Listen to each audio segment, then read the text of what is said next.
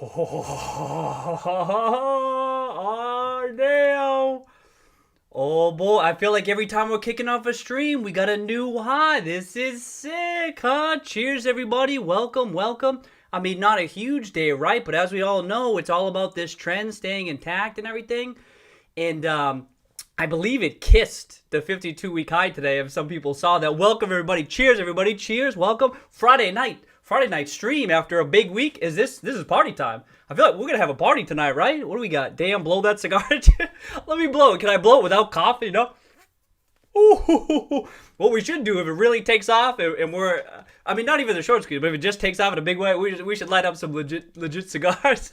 Maybe grab a couple of beers that night. That'd be sick. Maybe it'll be a Friday night stream and we can have some fun. But damn, what a week! What a week! I mean, I'll always say, yeah, big one day move. Let's see if it follows through. Let's see what happens through the end of the week. What could I say? This looks sick. Okay, now you can just say this looks sick without it mean anything. You don't have to read too much into it. It's just undeniably dope. Okay. The chart, I mean, right? In this follow through, it's this nine. Now we're in the $9 range. Actually, this is the highest this price has ever been during a stream, right? Because it was at what, 920? Yeah, what was it? It was in the 8s on Wednesday, and so this is the high price, right? Every time we're kicking things off, it's a new high, and this is meaningful, right? Because it's so easy for these stocks that just very quickly catch a bid, and then they're in favor, and then they sell off the next day super volatile, but this is sticking around, and the reason is, or so we think, it is sticking around for now. You never know what's going to happen next week, the week after, and so forth. But this is backed by a fundamental thesis, right? That's why I see so many people talking about the squeeze, like it's front and center with so many folks and Ryan Cohen. But this thesis, I mean, that the GameStop video that I uploaded there, and it was before Ryan Cohen got involved. I mean, we did have the short interest though, so I did say that. But like this thesis is grounded in reality. That they are turning around this business, and I gotta say, do I have that? I got my Twitter up because I was gonna pop open some of those, that press release. Like I reread that. Someone mentioned to me on the stream. They said, "Hey, check out They mentioned that GameStop had that press release, and I didn't open it up during the stream, and I immediately regretted it because I looked at it that night. I think I tweeted that night. I don't even remember what time it was, and I saw the press release and. Really, it made me rethink a lot of things where I'm like, damn, this is a really good press release here. And because they included so much good shit on there, right? Like we did that live stream the day they reported earnings, and none of it was a good earnings report. We felt although it was nothing crazy. This is the second quarter. Oh, I got the wrong press release. My bad. It was nothing crazy, right? Because we were looking for some big like, oh, this is what they're doing, major partnership, right? People were looking for something super sexy that would trigger a short squeeze, crazy buybacks and all that shit, right? And they didn't get that, and that was at least partly, I think, why it sold off the next day. But then I read the transcript, and the same thing. They're doing the Sherman and Bell. They're doing the nuts and bolts. They're taking care of business to get themselves to the console refresh to ensure that they'll be able to generate some free cash flows and be ready to run, have the nice app, same day delivery and all that. But you know what? But it was all kind of scattered in the conference call, right? It's kind of just, you're reading the transcript, they're talking about stuff, then people ask questions, they follow up. But geez, when you put it all in a press release like this, and they dropped it with the pre-order PS5 news, I was like, damn, this is kind of badass.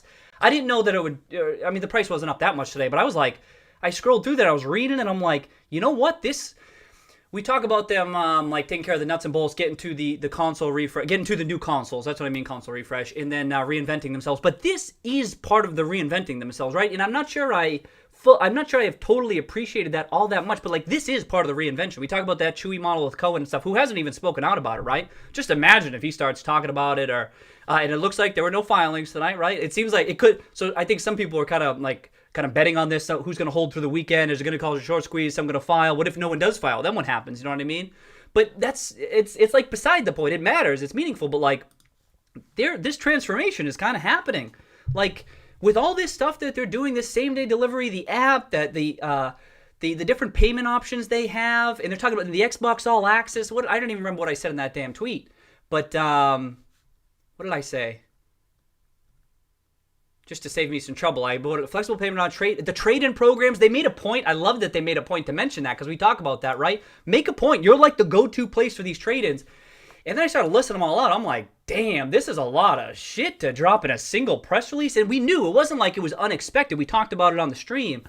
But it was like a boom, like, welcome, everybody. This is the new GameStop. And then, of course, we talked so much about the stream, on the stream about the pre-orders and stuff. What a kind of a mess that was for Sony. And then I saw Microsoft having a laugh at their, hey, we'll make sure we have all this right by then. But, and then the lines outside GameStop. And so, I mean, I was having some fun with this, right? And then people, look at this, talking positively. Someone posted this. That was, I forget who posted it, but I hat tipped them. And then you get on TV and people talking about it. And then you get these photos and people talking about it. And obviously everyone should know now that's not the basis for the thesis. That's why people see this and they think, it's just a blip. It's just a blip. It's just going to be a short squeeze. It's just a quick short squeeze. Don't play it. But like this thesis has been unfolding for 12 months. I mean, 12 plus months, right? And now it's just starting to catch attention, which we've been talking about for so long. That narrative and the story evolving, and then it gets people attention. And so, I mean, I'm kind of having a laugh here with this reflexivity because we talked about it so much on the stream, but this is what's happening. And you don't even, what news? What new news have we gotten from GameStop? Minimal. We got some PS5 news. We've gotten some price points. The pre-orders kicked off. We got a couple of photos of people standing out line. Everyone knew this was going to happen. But GameStop specifically, minimal news. And look at the price action too. Even Cohen's been involved a couple of weeks now. And still, the price action retail. I mean, let's check out the daily. Let me just check out the daily real quick here. That 1 year. And it came back down and boom, boom, boom, right through. And then, we talked about maybe Wednesday could be if there is a squeeze that happens, Wednesday kind of felt like it could have been the start. Still nothing crazy these past couple days. It's almost like it's like painfully rising. It's like grinding higher, it seems. Which if you're short, I don't know how that makes you feel. Wouldn't you just rather have if you get a stop loss on there, just have it triggered and be done with it? But now it's kind of grinding higher. I don't even know what the shorts are doing. I know some people are speculating that the shorts are increasing. I'm not sure, but they could be. But it hasn't really gone. It hasn't gone crazy yet. Anyway, I'm going around. But like, look at all this stuff happen. And then we start seeing articles. For the first time, I'm like seeing bullish articles here. People, bullish headlines. Anyone who's been long GameStop for the past year knows that every single damn headline, negative, negative, negative, negative. Because that's what the price is doing. Isn't it funny how the price action drives the narrative? It does. I mean, there's other stuff happening, right? There's fundamental stuff happening. But at the end of the day, I think a lot of this this stuff that we're seeing is just people see the price going up and they go, oh, what can we attribute it to? Oh, Ryan Cohen, pre-orders, this or that. They'll just make it up. They just make it up. I mean, I'm hyperbole, right? You know, hyperbole to make the point, but like, look at how much positive news there's been over the past 2 weeks, considering not much has changed. It's a riot, and we kind of said that was going to happen, right? That doesn't mean that it's going to be reflected in the price and all that, but we kind of said that was going to happen. And that's why I'm like trying to document this for my own. This is me taking notes, by the way. And then they got the credit watch removed. I think Harsh had mentioned that on the stream. Thank you, Harsh. I looked that up after the fact. And not a huge thing. It wasn't like an upgrade or anything like that, but still, just another thing. And then I like this one too. I saw a whole bunch of people like that. This one's sick, right? I think Stephanie may have been on the call too, on the conference call. But they did it $8 last week, and they upped it to $10 this week. You know what I mean? Like, it's just another thing. Another thing that changes, gets people attention. I'm like, whoa, that one. I don't know. I haven't seen this too often, but I don't follow the upgrades too closely, so I'm not sure. Maybe this is a common thing. Following earnings, you upgrade it and then upgrade the week after. But I caught me up. I'm like, whoa, they upgraded it again to 1 week later. I thought, what the? I guess was that it? Oh, and then this. So I don't know what this means. I saw this post from, I don't know who Andrew Rayner is, but it sounds like he's related to is involved with Game Informer. I thought, oh, is something happening there? Everyone who's been long GameStop for a while, and we've been trying to analyze that downside protection, right? Game Informer is a common asset that we talk about. We talk about the sale leasebacks of their distribution facilities, their warehouses, even their headquarters. Like, that's an asset that they can monetize. But a lot of people have been speculating Game Informer could be sold or whatever it is. But like, people forget about that's a legit asset. It has tons of people who view it. What did I say? 6 million subscribers. Yes, it's part of the Power Up Rewards members. Not everyone's paying for it. Blah blah blah. It's known. It's known. We know that.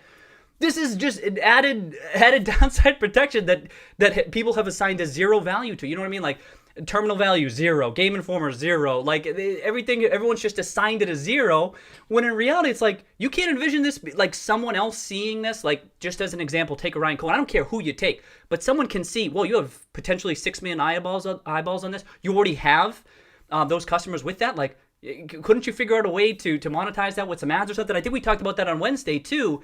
There's so many different ways, different paths you could take. That's not to say it's a game changer for GameStop, although I don't know enough about it. But like downside protection, just another potential asset here that no one has even been talking about. That's why when I saw this this post by Andrew Rayner, I'm like, oh shit!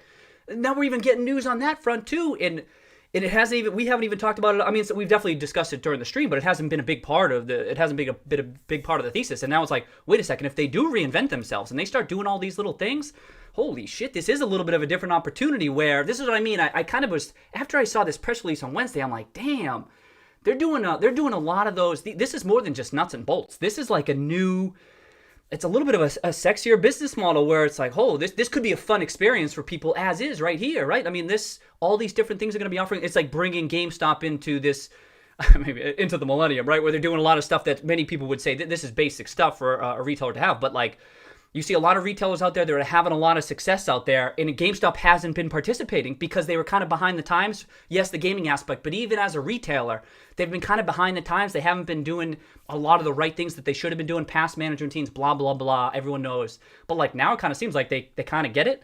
And then I think, so everyone's looking for in-store experience and stuff, some big partnership down the line, and that's important, right? And I down looking out 2 years, 3 years, that's important. But even looking out the next 12, 24 months, for my downside protection, I've been thinking like I've been taking really conservative expectations over the past 12 months. But shit, maybe there's a little bit more growth even looking out 12, 24 months here that even I was underappreciating. You know what I mean? That's not a forecast. This press release made me see it all in one space. And then they dropped it with the PS5 news, which I thought was a great idea because everyone's checking this. Their website goes down, long lines being posted. Look at all this shit we're doing. Like they're letting the world know all at once. I mean, we knew a week ago, piecing the story together. But this could get people's attention, and I can envision people like enjoying the GameStop experience in a couple months from now. You know what I mean? I'm not saying that's going to happen, but when I see all this stuff they're doing, I think, damn, this could work. This could work. Even this type of stuff. And then there's even the upside opportunity of the esports centers and whatever you're going to do inside the store like that. Then we have that too. And that's where there could be tremendous upside. And I did see today, I pulled this up. I haven't read it yet, but Derek Capo has a blog that he posted today on Seeking Alpha. I don't know if he couldn't get it posted, but look at this headline: $400. Yo, Derek, cheers. Welcome, you're invited to the stream. So I didn't read it yet. But I think, remember, Justin was on the last stream, and I was saying how, like, Justin's articles, he'll, like, talk up, hey, this is possible, this is possible, and that's important because all the bearish articles, you're always talking about the downside, so it's nice to have a bull who's willing to talk up the upside potential. But then, like, I think and then we talk about $1,000 in a short squeeze or something, but Derek here looks like he's making a case for $400. I'm like, damn, okay, that's something. So I didn't read it, but maybe if we have time here, we'll go through. I looked at a couple of his other comments too. It looks like a reasonable guy, but I don't know him. But I'm eager to read this, so we'll see. But yeah, so that was just one final thought on there. Yeah, just seeing everything all at once, and I thought, you know what, this kind of already is at least reinventing themselves in the retail model. Like I was trying to think of an example, like a Best Buy, for example, right? They don't have crazy in-store experiences, but didn't we look them up? What was their market cap? It was like $27 billion or something. Like, look at this. Remember, whenever that reminded me too, like, $27 billion. You know what I mean? GameStop's $600 million. $600 million. You get the upside and all that stuff. And Best Buy doesn't have some crazy esports in-store experience, blah, blah, blah. They're ahead of GameStop in this retail side of things, I would say right now. But, geez, even if they kind of get this stuff right, these types of things, they get this right, isn't there quite a bit of upside just on that, getting that streamlined and everything? So I was kind of getting a little bit excited reading that on Wednesday because it kind of impacted my thinking a little bit. Confirmation buyers, right? You gotta be careful. I'm careful, but it kind of like put things into context for me a little bit better. So I was happy that they put out this press release. And when you see everything at once and everyone else being informed of it at the same time, like, all right, people might start liking this. And then all those bundles that they had, those $800 bundles, $900 bundles, those were all sold out. So I don't know what they did, what the breakdown was, but it doesn't matter. It's just those lines were sick, seeing everyone out the door to GameStop. Yeah, okay. Was there anything else? There's a couple of things. First of all, this chart, terrific. This is the daily. What is this, 1 year? Look at this chart. What the hell are you going to do to this?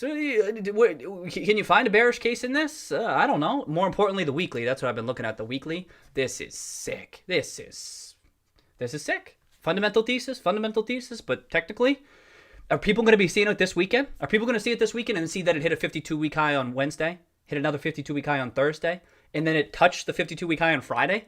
And then you have a chart like this, and then we're getting closer to the consoles. There's pictures of long lines at GameStop. Everything's being sold out. Can't you kind of see this unfolding? Like, you know what I mean?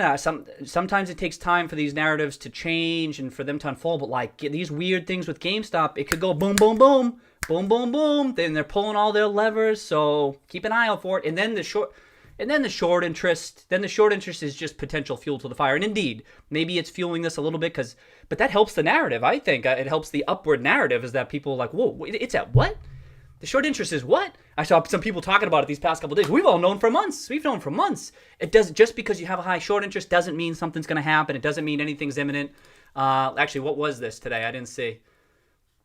It doesn't mean something's going to happen, but then people start talking about it, and again, it helps feed the narrative. You know what I mean? But all of this stuff is marginal because it's grounded in what the expected what those free cash flows are expected to be.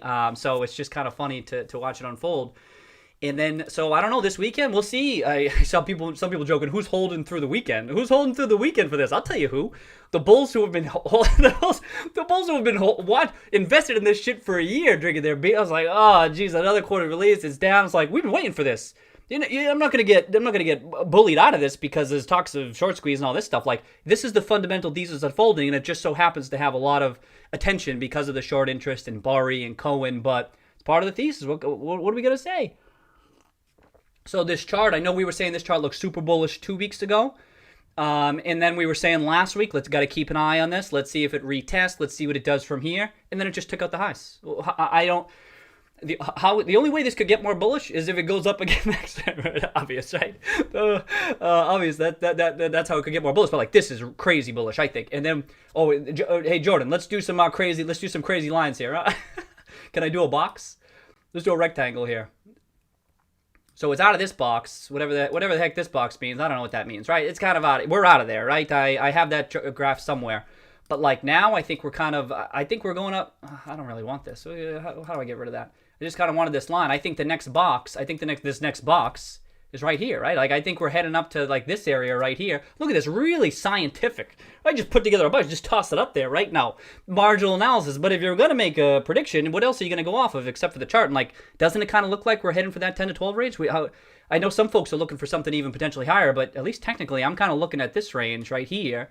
Then you get to like that $11 range, and I think people digesting this news this week, all that positive stuff we saw, and I would if there's some bearish takes out there, I don't know. That's the thing, like, we say that the longer term short thesis for GameStop, there is a short thesis, right? It hasn't gone kaput just because of pre-orders went out or because Cohen got involved, right? But if you're looking out 5 years, 10 years, there's still those secular risks.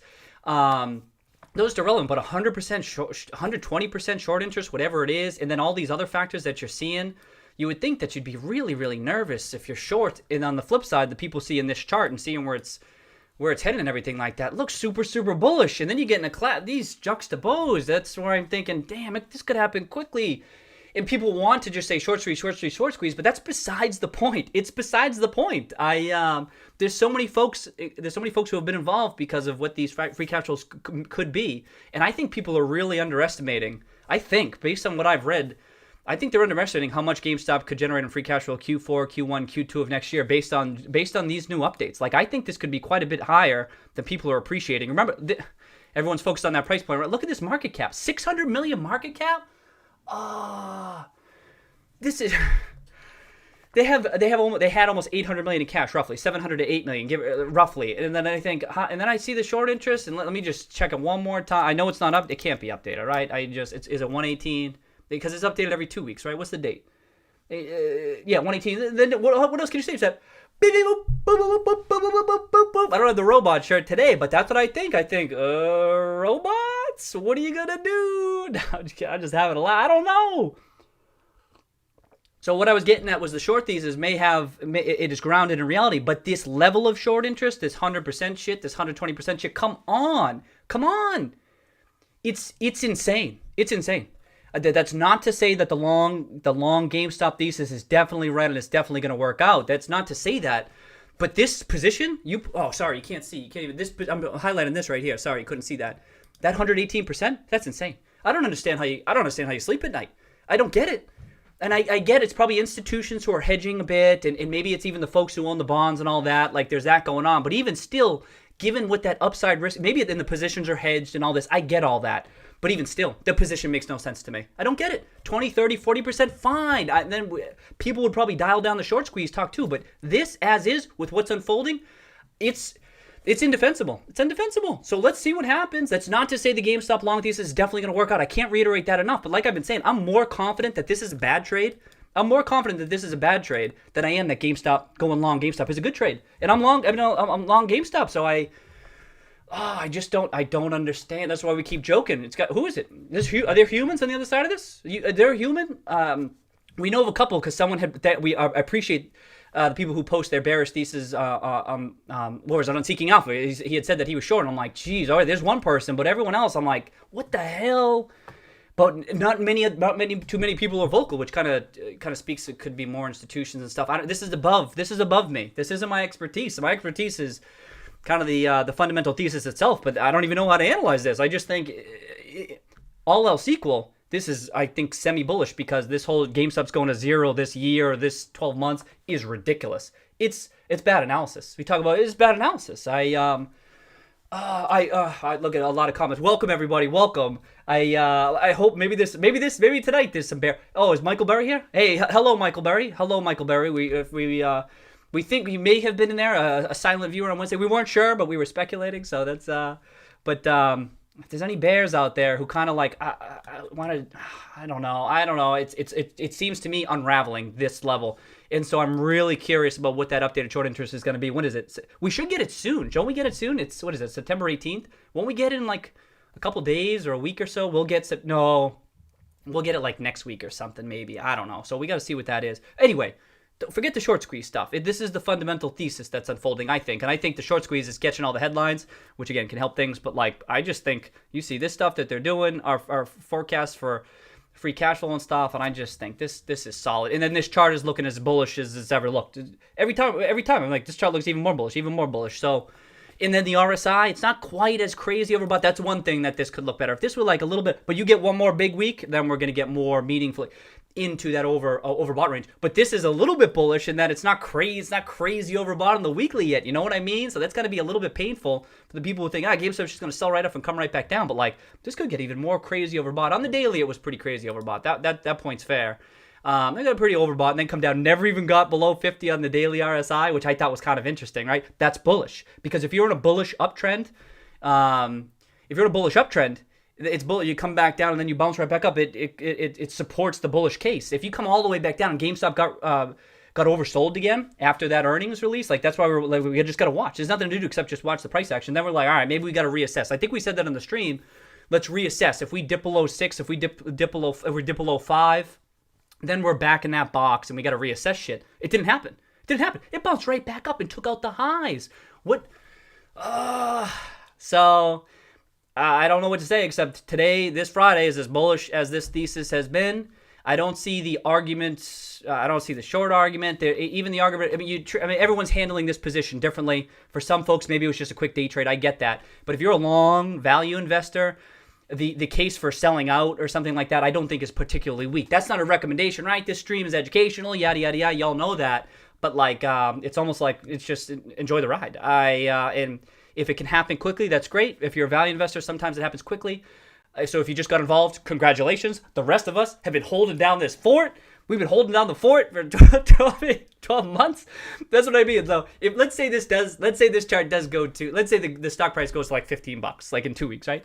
Then the bears, the technical analysts, who just got involved watching this chart, they just got like a quick double or a quick 50%. Whereas the value investors who've been in for a year are like, hey, finally, thanks a lot.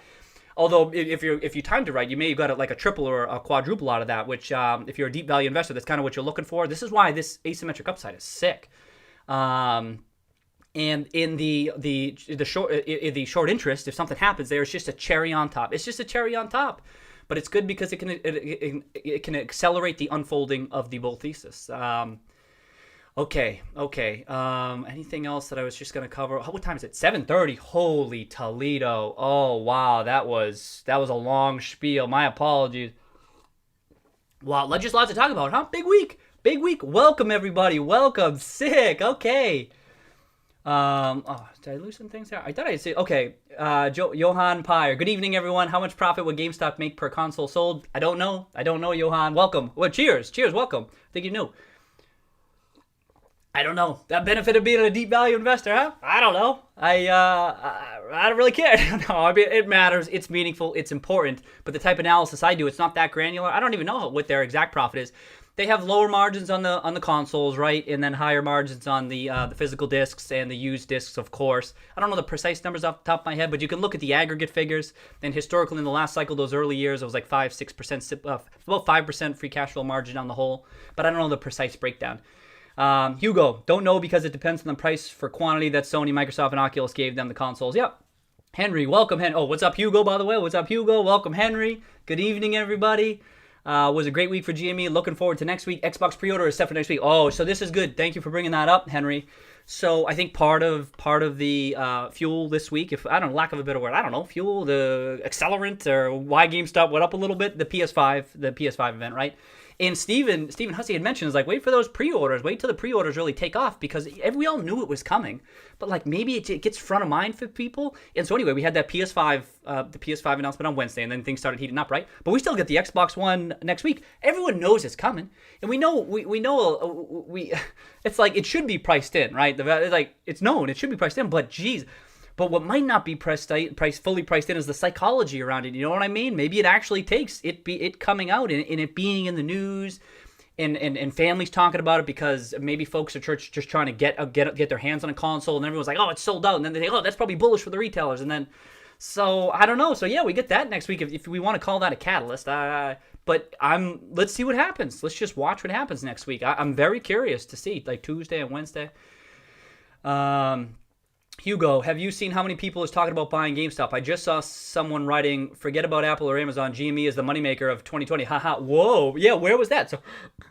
So I've been saying that I think a little bit of an echo chamber in here, right? Excuse me, the beer's getting to me. A lot of bulls involved. And then you go on Twitter, and there's like a lot of like bots and stuff on there. But even that, I think in the grand scheme, I don't think it's that crazy yet. This isn't hardcore analysis or anything. It's just a feel. Like I am starting to see it pick up where people are like, hey, GameStop this, GameStop that. It doesn't seem like it's gone crazy yet, because you see some stocks where people are like fanatical about it. It does feel like it's heating up a little bit, but I don't see anything crazy yet. But that's what I mean. This could be the start of it. Maybe it goes nowhere. Maybe it just kind of fizzles out, and like this is the level of interest, and maybe it doesn't go bananas. But you see the level of fervor with some other stocks out there. And this is something like we talk about how GameStop could get people's attention, right? Like it's like a household name. It's got the short interest. Gaming's going. I mean, we got the new consoles. It's like it's something that could get people's attention. Be like, how can I play this? And then they buy GameStop. So let's see where it's definitely heated up the past 2 weeks. It's heated up big time since Cohen got involved, right? And I feel like a beneficiary of that, because Cohen was never part of my thesis. I didn't even know Cohen. We did the research of Cohen during the live stream. And so that's and he hasn't even talked about it. We got no news since then. No filing, right? Did I already check? Oh geez, yeah, no filing. So if people are waiting for the filing and they're betting on that, you don't get it. Hey, who knows? But again, that's just a small part of the thesis. But all right, so but yeah, yes, would help trigger the short squeeze momentum and stock price further up. Indeed, it would. You get people talking about it, and people get super bullish. So that's been part of the thesis, as it could get things turning around. But I still feel as though if it were to happen, it's only the early stages. I don't think you get to this point and come back down. Maybe you do. That's marginal analysis, right? You could just shoot in the shit. Come on, it's a beer on Friday. Are we being graded on our work on a Friday night? I hope not, right? Okay. Henry, P equals MV. Whoa, momentum. Whoa, physics. All right. That's physics, right? Yeah, equals mass times velocity. Is that what that is? I hope that's what that is. Geez, okay. Oh, P equals M times the change in velocity. Oh, geez, I don't know why I didn't. I forget. Ah, jeez. Okay, someone correct me, huh? Friday night with a beer, I get a pass. Here you go. The thing is, if the short squeeze happens and the price goes really high, will I keep like that? We hold, or I don't. I'm not sure what Hugo's asking. Okay, Henry says it's all about timing when to sell on the top of the short squeeze. Right. Well, geez. I mean, if you get a short squeeze, then it's a whole different ballgame as to how you manage it. Who's going to give you advice? You can't get advice for you. This is just general educational advice, not a recommendation. Everyone's managing their GameStop position differently. It could be a different reason that you own it, blah, blah, blah. But generally speaking, it can be beneficial to average into a position and to average out of a position. I mean, unless you're like wrong about the position, then it can be beneficial just to get the hell out of the position, right? But like forget the short squeeze angle, just generally speaking, I mean, averaging in, averaging out. Everyone has their own different style. That's my style. It's how else do you stay sane? How else do you say I feel like you go crazy. I mean, because I have gone crazy in the past, but it's like you're just gonna average in, average out, and that way you can maintain your sanity. So just some general advice. Makeshift player, what's up, makeshift player? Welcome, Hugo. For VW, it went from 100 to 730 US dollars, but nowadays it is different because there's more speculation. Like Tesla, if it keeps giving good news, it might be increasing and never fall. Who knows? Never fall. I don't know about that. Well, maybe you mean fall back to where it was, but. Short squeeze forecast, I can't even bother. I can't bother with that. I think the upward possibility in a crazy event where they can't even track down all the shares, it could go up significantly higher. I don't even care about what the price point is. But fundamentally, there's a case to be made that GameStop go to 20, 30, 50, even if you're looking out 5 years, depends on your time frame. But this short-term short squeeze that everyone is kind of focused on, who knows? You just trim on the way up, I think. Not a recommendation, but like, what the hell else are you going to do? Just be excited that it happens and be happy that it happens. But you can't bet on those things. It's really hard to prepare for it. You kind of got to roll with it. Sometimes, I mean, people on this channel, not so much, but like I'll be talking to people and they're like, oh, what should I do here? What should I do there? And I'm like, it's so hard to know what you're going to do. Like you kind of, it's kind of by feel. Like what's the news that was released? What's the price action? What's the price doing? What's volume doing? Like, and you kind of got to read it in real time, so it's hard to give a precise, this is what I'm going to do, and that's what people want, which is unfortunate. It's like, what are you going to do? Are you buy or you sell? Are you really aggressive? Or what are you going to sell? It's like, it's not that simple. It's so nuanced that I can't even bother to entertain the discussion. We can shoot the shit, but like I'm just like, I don't know. I got to reassess as it happens. So let's say we're at 15. When are we at 15? Next month? Are we at 15 in February? Or like, when is it happening? Is it because there was a big news event that Ryan Cohen was trying to buy him out or something? Which isn't my base case, but if it happened, I got to roll with it. I got to reassess. And there's so many different possibilities. And of course, all these forecasts are just weighted averages of these possible outcomes, right? And then you sum them together and take a whack at it. But there's so many different possibilities that it's like, so I see these analysts tracking all the companies, and you got these precise forecasts, and I think, good props. I don't even know how the hell you do it. I don't know how you do it. I can't do that stuff. Anyway. And I feel as though, personally, that's a little bit, it's not an edge per se. It's just a nice thing of being a deep value investor. I'm like, I don't know the precise stuff, but I don't need to. And so far, my style has worked out. But and that's not to say that's what everyone else should do, or that if you do that, that's bad. I'm not saying that. Everyone has their own unique style. What works for them, right? For my particular style, I don't do that type of stuff. I kind of just reassess, have rough estimates in the range of where downside protection is, of where upside could be if things unfold a particular way. I have no idea. I'm just like, yeah, that way or that way. And then you just manage the position accordingly. So that's just my style. And I feel as though it makes it easier for me to have this kind of investment style. But it's not for everybody, and I respect that. Henry says, difficult to tell maybe how high it could go, but I guess it would spike to a top, then go down more to a more stable price. Maybe, Henry. I have no idea. Henry, damn, blow that cigar. Oh, yeah. All right, Henry. Did I get blow the cigar? Ooh, those cigar butts, baby. Those cigar butts. I need a roach, right? Well, if it works out, then it wasn't. If GameStop works out, right? Let's say it works out. Oh, then it needs to stick, right? Because the cigar butt angle is, hey, it goes up and then it comes back down and that's it. But if it goes up and it stays there for 2-3 years, then this was a roach. It wasn't a cigar butt as we thought, right? Because it got the creative juices flowing. They got one more puff and they crushed it. It's not to say it's gonna happen, but that's why I always thought this was. I didn't think GameStop was like a true. You can understand why people view it as a cigar butt, but like I said before, I always felt that was incomplete analysis, or maybe people just felt that way and then just moved on. But And it could still be. I'm not saying it's definitely not, but I just thought it was just a little bit of a unique type of a cigar, but where the backdrop is like thriving and gaming and crushing it and a major catalyst ahead.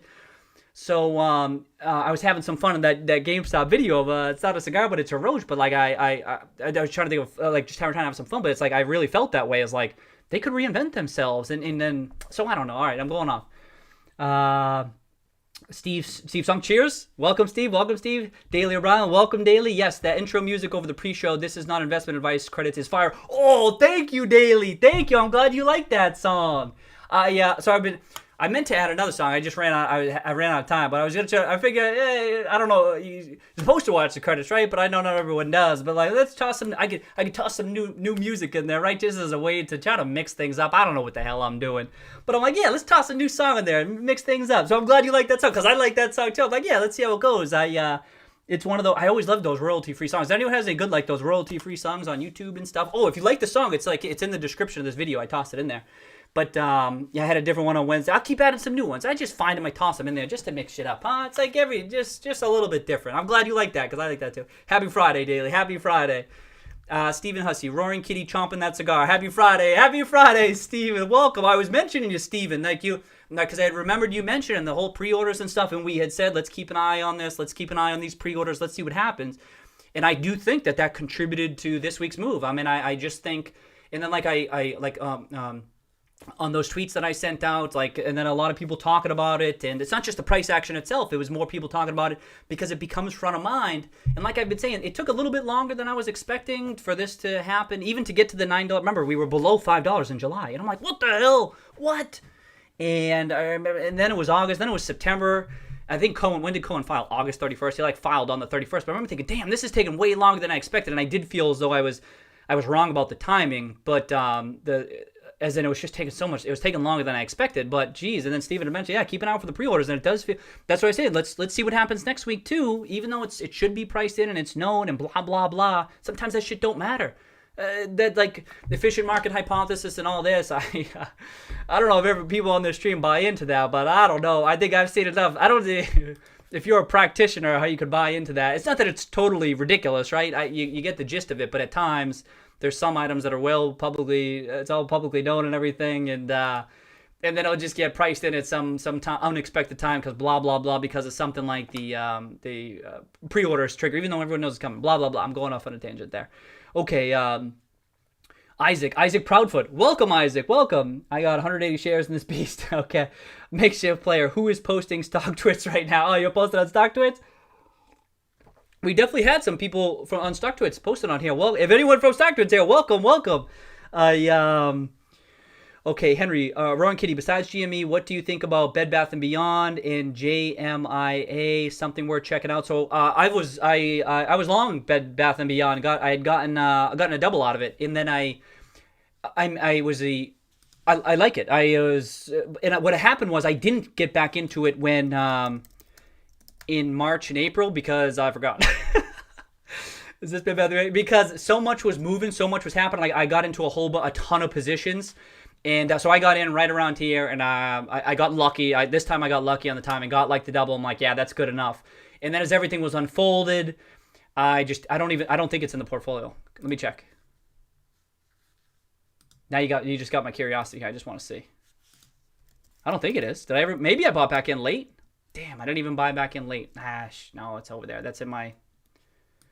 No, I guess I'm not. And so I was long in it. I don't know the current update because I haven't been following it as closely. But just so you know, at one point I had been long because I liked the story, but I don't know how it's been unfolded since then. But this was a great buying opportunity for a lot of shit, right? Bed Bath & Beyond just got hit like a lot of stocks did, including GameStop, actually.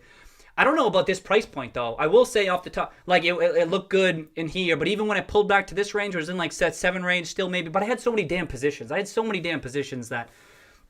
I was just losing track of it. But I don't know about 12, just off this is no recommendation or anything, but $12, I remember thinking, like, 15 to 20. That was kind of why I got out. And then, but $12, I don't know about starting a position right here, right off the top of my head, because that upside...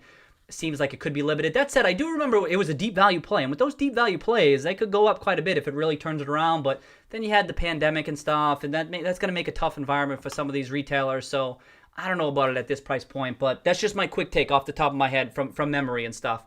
remember they had book value. They had some solid historical figures, right? But then increased competition. But some side of that stuff, I remember thinking that stuff gets blown out of proportion at times. And yeah, so, but anyway, I don't know the other one. I'll make a note of that. And by the way, and Jordan, I didn't know you reached out with that one. I'll get to that one. I'm taking notes of some of the stocks that people toss out there. Where the hell is it? I never even heard of GME. I'm surprised. Usually I track so many damn stocks, right? I got thousands of them. It's always rare to come across one. But if it's any IPOs or anything like that stuff, I don't know that. Someday, right now, GameStop front of mind, so much is happening like that. But like, I might get to it on the stream where I'll toss a couple of these tickers in. We'll look at the fundamentals, but we'll see. Okay, but anyway, so I don't have an opinion on JMI. Hystrix, welcome. Have you seen 4.2 million shares transaction right after the market closed? I saw some people mention that, but I don't look into that too much. Like that could be people mention the dark pool type stuff. Like sometimes even the ETFs, sometimes don't they like rebalance after or the transaction hits after hours and stuff. I did see that, but I don't know what that means. Above me, I've seen it happen before and nothing came of it. I think it even may have happened with GameStop before, and I'm like, oh, could that be something? And then nothing came of it. So I would say probably don't read too much into it. Sometimes the orders may happen throughout the day, and it just gets. I don't know this. This is above me, but I don't read. Generally speaking, I don't read too much into it. Makeshift player Hystrix. There was 3 orders of 4.5 million, but only one showed why. Makeshift is asking that. Good question. Looks a bit odd. Yeah, it's you don't see it every day, right? So, but I don't know. Maybe someone with more experience could chime in. 4.5 million. Maybe it was Trump buying GME stocks. I mean, it could be. It always could be a big buyer, right? If people just trying to pick up shares in a clandestine manner. Did I use that word right? Is that it? Okay, Steve Stunk, GME up all week, market down all week. So thank you. Yep, that was another thing that could be mentioned. So it was a tough week for the market, right? Let's check that out. Was it SPX? Oh, what did it do today? Oh, shit. Well, it was down 1%. Oh, damn. Wow. Oh, small caps held up okay. Hey. We were talking about that during the stream. I mean, it was down, but it was down less than the big three: Dow Jones, S&P, Nasdaq. Something to keep an eye on, right? This thing takes weeks and months to see if there's an actual rebalancing going on into something like value stocks. I saw GMO Grantham. He came out with his updates on his forecast for asset classes and stuff. And as usual, he's bearish on a lot of stuff, but bullish on emerging value, and I'm sure in value bullish on value generally. It's been that way for a while, which Grantham, if you don't follow Grantham, you should check him out. He's they know their shit. At times they look foolish, right? And people always say that's at the inflection point when things are about to turn around. But if you're trying to learn more about like especially value investing and even Grantham's done a lot of work on bubbles and stuff, they do good work. I've read their work over the years. But they're super bullish on value too. So you never know. That stuff could happen. I mean, we'll pull up the dashboard there and what's the Russell 2000? What's that Russell 2000 doing in this context? What's that doing? All right. So it was up this week. Well, what did the S&P do? So it was up. So it's up this week, right? Is this weekly? Yeah. What did this do this week? Was it down this week? Oh, that was the weekly. Oh shit. No. Oh, it was down this week. Oh shit. This thing takes weeks and months for that rotation to happen, if it's happening at all. I have no idea if it's happening, right? But we keep on saying that's an unexpected, completely discounted, even by myself, potential tailwind. That if all of a sudden people wanted value stocks and something like that, GameStop trades below the cash on its books. Like, there's your classic value stock, right? I've always felt that GameStop's a traditional battleground value stock for you see the bears and you see the bulls, but damn. So that's just, it could be a tailwind. That's not a prediction. I don't care at this point. Now it feels so late.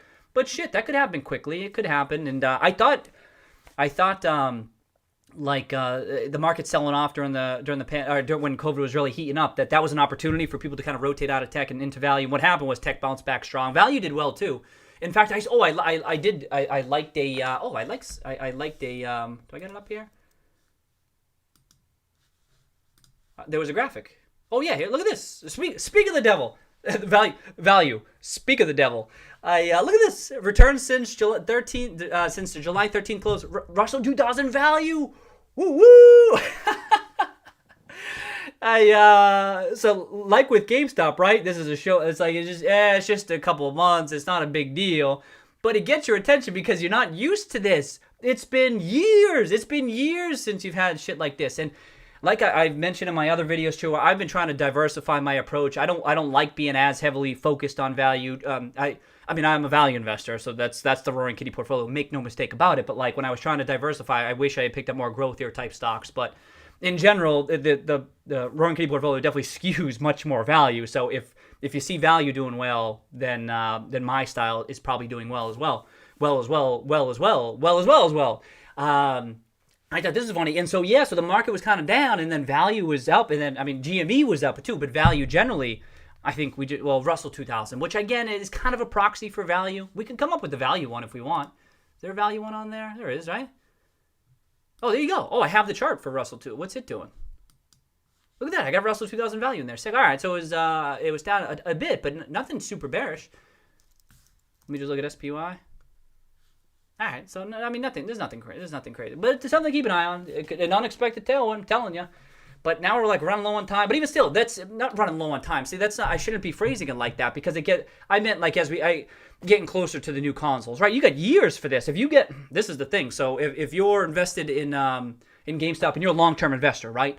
This rotation into value could be a huge boon for GameStop. If you're looking out 3 years, because this type of stuff, I'm saying like, hey, this takes time. You need weeks and months for this to unfold. But if you're a long-term GameStop investor, that's great. Maybe you're getting in at just the right time where it's about to, in addition to them transforming their business model, where value stocks are going to crush it relative to the rest of the market. And if that's the case, a classic value stock like GameStop is going to kick ass. It's going to happen. And like we've looked at the GameStop chart, if you look at the longer-term chart, like, oh, let me just adjust for the dividends. I always mess that up. If you adjust for the dividends here, back in 2013, when GameStop went from 15 to $55, value was crushing it in 2013. For those who don't know, value crushed it at that time. And that served as a bit of, GameStop got a little bit of a leg up early, but in 2013 throughout, value crushed it. And that was a tailwind for GameStop that year. Wouldn't it be funny? I've been thinking, wouldn't it be funny if that happened again during this? And then it's like value is tracking the console cycle. I always thought, that's funny, huh? Yeah, for nerds, that's funny, right? Damn, look at that chart. Oh, I hadn't looked at the monthly. Damn, look at that chart. Shit. You want to, what they say, what the books say is that the longer term charts, they're more indicative of what the future price action is going to be looking out long term. You know what I mean? So if you're a long-term GameStop investor and you're looking out, you're planning to hold for a year or two, this is a really bullish chart. But even still, even if you're just looking out 6 months or whatever, this is still a really bullish chart. That's what I mean. All the different time frames are now, in my mind, screaming bullish. I'm not screaming bullish. It's not like the bullish of the bullish chart. The bullish of the bullish chart when there's like you're at new all-time highs, right? And then it's just completely open, a completely open space above, really bullish on the monthly and everything like that. That's when it's super crazy bullish. It's not like this is the bullish chart ever. But in my mind, for my type of analysis, if I came across this chart and I was screening based on the charts, I'd be like, holy shit, this stock is crushing it. And then I'd dig into the fundamentals and be like, damn, that's looking good. But this is like, and look, it's a little bit of a gap up, at least from where it opened, but then it went down, then it came, right? Oh, this is the monthly, right? This is the monthly. Okay. Let me see. Market anyway, but yeah, that relative performance. I talk about value, but even GameStop generally, that's going to hit people's radar. This another thing that will hit their radar. If it didn't hit it, remember I made that post a couple weeks ago of the different things that are going to hit people's radar that weekend. Nothing really. I don't know if it hit anyone's radar, to be honest, but now we have another weekend, and now we have actual 52-week highs. The chart is like undeniably bullish. 2 weeks ago, it was like, it's looking good. We need more time, but now it's like undeniably bullish, especially if people back out, see this chart. And then everything else, right? The upgrade, just everything is just saying bullish. So, but that relative outperformance is going to hit people's radars as well. Because like on a down week like this, you're like, well, let's look. I get the weekly. Let's look at the weekly performance. Let's see. There you go. Look at this. These are the top weekly performers. Look at this. GameStop, top 10. We made the top 10 list. We made the top 10 of the stocks I tracked. This is a lot of stocks. I got like 3,300 in here, I think. Is it 3,300? Something like that. Top 10. We made the top 10 list. Sick. Let's go. That's pop worthy. Oh, damn, huh? There's a whole, look at this. Oh, Roaring Kitty portfolio, huh? Was it this week? What a big week. This is sick. Whoa. Okay, this kind of supports that. So what's interesting is that when you have a particular style of investing, and especially if you're diversified across a whole number of names, which I am these days, although historically I haven't been as much, but one of those benefits of being invested across so many stocks is that your portfolio's performance kind of indicates to you what's happening in the market, but in particular with value. And look at this. Look at all these. These are all in the portfolio. Then some of them are small, some of them are small. But look at this. A lot of them are up over 40% this week. Interesting. Look at this. There's a lot there. And a lot on the watch list. Wow. Okay. I mean, there's probably some that are down. Make no mistake about it.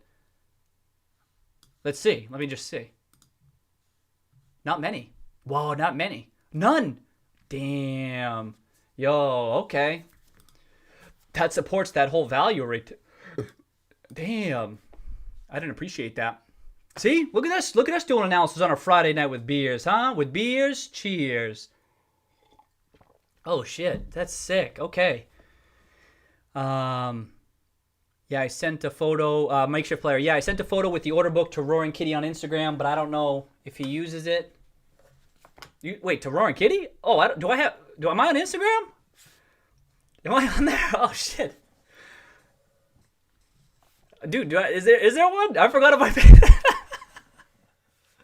I don't remember. Oh, shit. Oh, yo, I'll go check that. Note to self. Check out the Instagram.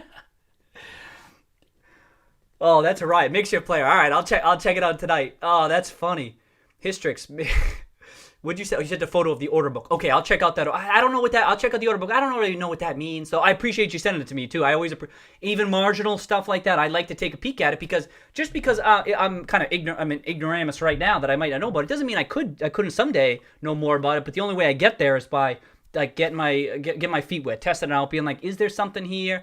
That's like people have been talking about short interest rising because they're looking at what is it, S3, that website, but I don't remember now, but I looked into it a while back, and I remember they don't have this information that they were like trying to piece together what it was, and it wasn't a certainty as to what it was, and so I'm like, I don't know how much emphasis I can put on this type of a thing, and so same thing for this after hour stuff. Right now, I don't think so, but maybe if I look into it, I'll change my mind, but I don't know. It's kind of out of my level of expertise.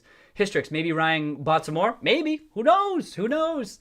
Hugo, well, I see he writes in Twitter, but I think the real Kitty uses the Instagram account. Oh, is it a different Kitty? Oh, I gotta look at that. Oh, I'll check it out. Oh, damn. Had 0 followers following, so yeah, prob. Oh, shit. Do I got one? Oh, no, I'm trying to catch up. Has anyone commented on this? Let me scroll down. Ah, shit. I'll get to it. Oh, there's lots of comments. Oh, I gotta get to it. Run, Kitty.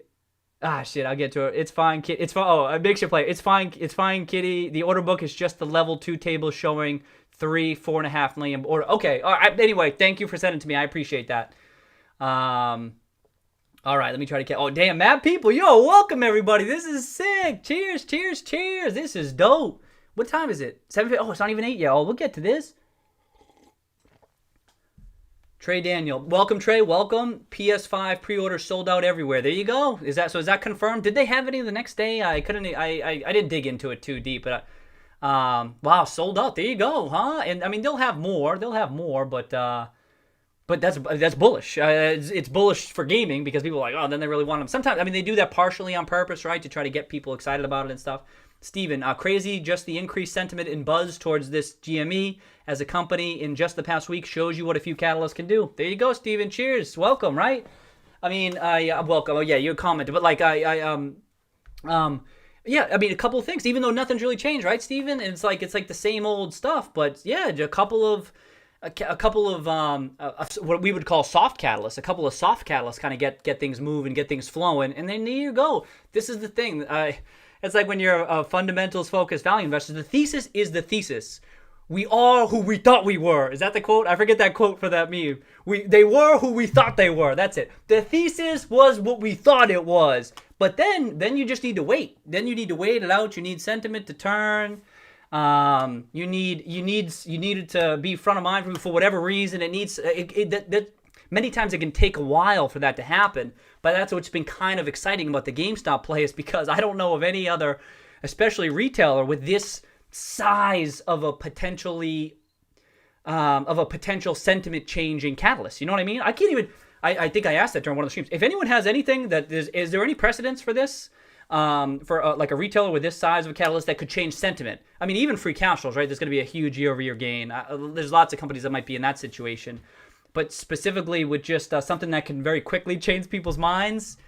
And I can't think of anything. So I agree, Steven. It's just nuts, and it's getting the buzz. And I still feel as though if it is changing, I still think we're in the early stages. I think.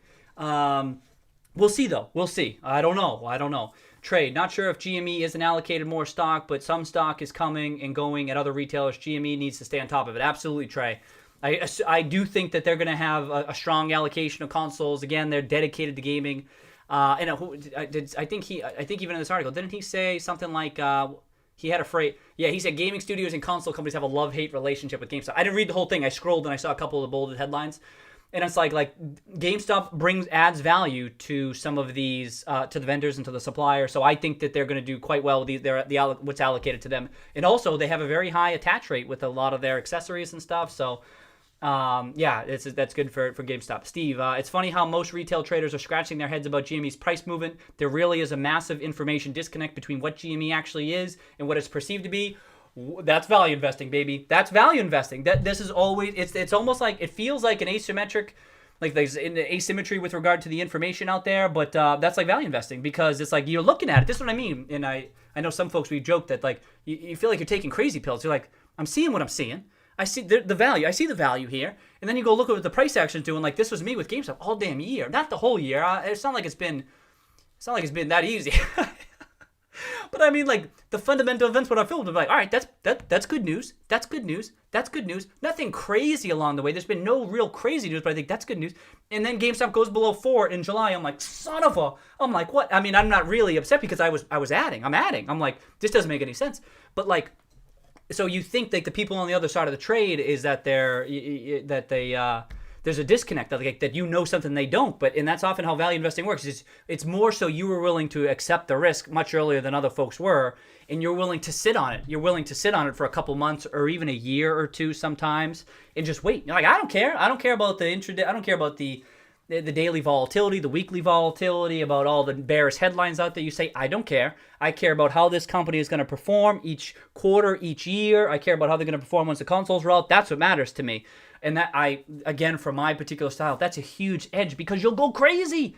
We talked about this in the last year. You go crazy. What if you're a day trader? You trying to trade this? Boom, boom. And you're like, all right, boom. It's like, that's real tough. That's not to say you can't do it or it's not possible. I find it's really, really difficult. So especially if you're trying to earn outsized returns over time, it's tough. But if you have this value investing approach, I just think you just chill, you just wait. You got to wait for that stuff to unfold. And then what happens, Steve, is that disconnect, it shrinks over time. That's what's happening right now. And everyone's going short squeeze, which is why this could be a good thing, is because I think like people, we talk about the story of the stock, the narrative that's unfolding. Some people might be seeing what's happening now, and they're adopting the wrong story, in that they think it's just a small blip. It's just a short squeeze. That's why I've been sharing that video as much as I have. I've been like, you got to look at this is the narrative. This is the actual narrative. It's not so much the short squeeze or that Ryan Cohen has even done anything.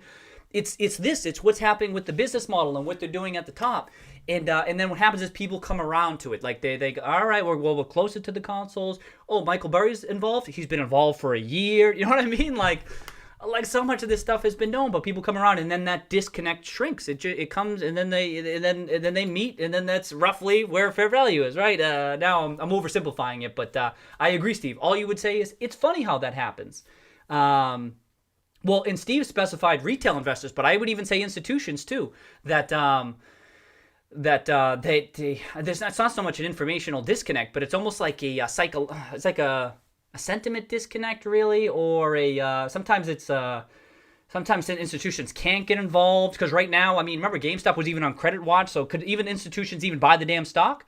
Or if the market cap is where it is, how many institutions can actually get involved? So it's like there's some systematic reasons that a stock may remain undervalued for quite a while, and that it comes around to it. You know what I mean? And it's like this. We talk reflexivity, right? It's all over my damn Twitter. But reflexivity, then the price rises, and then it gets people's attention, and then the upgrades happen. But then and then it gets to such a large market cap that institutions can buy, and because the institutions can buy, boom, boom, boom, and then it goes. So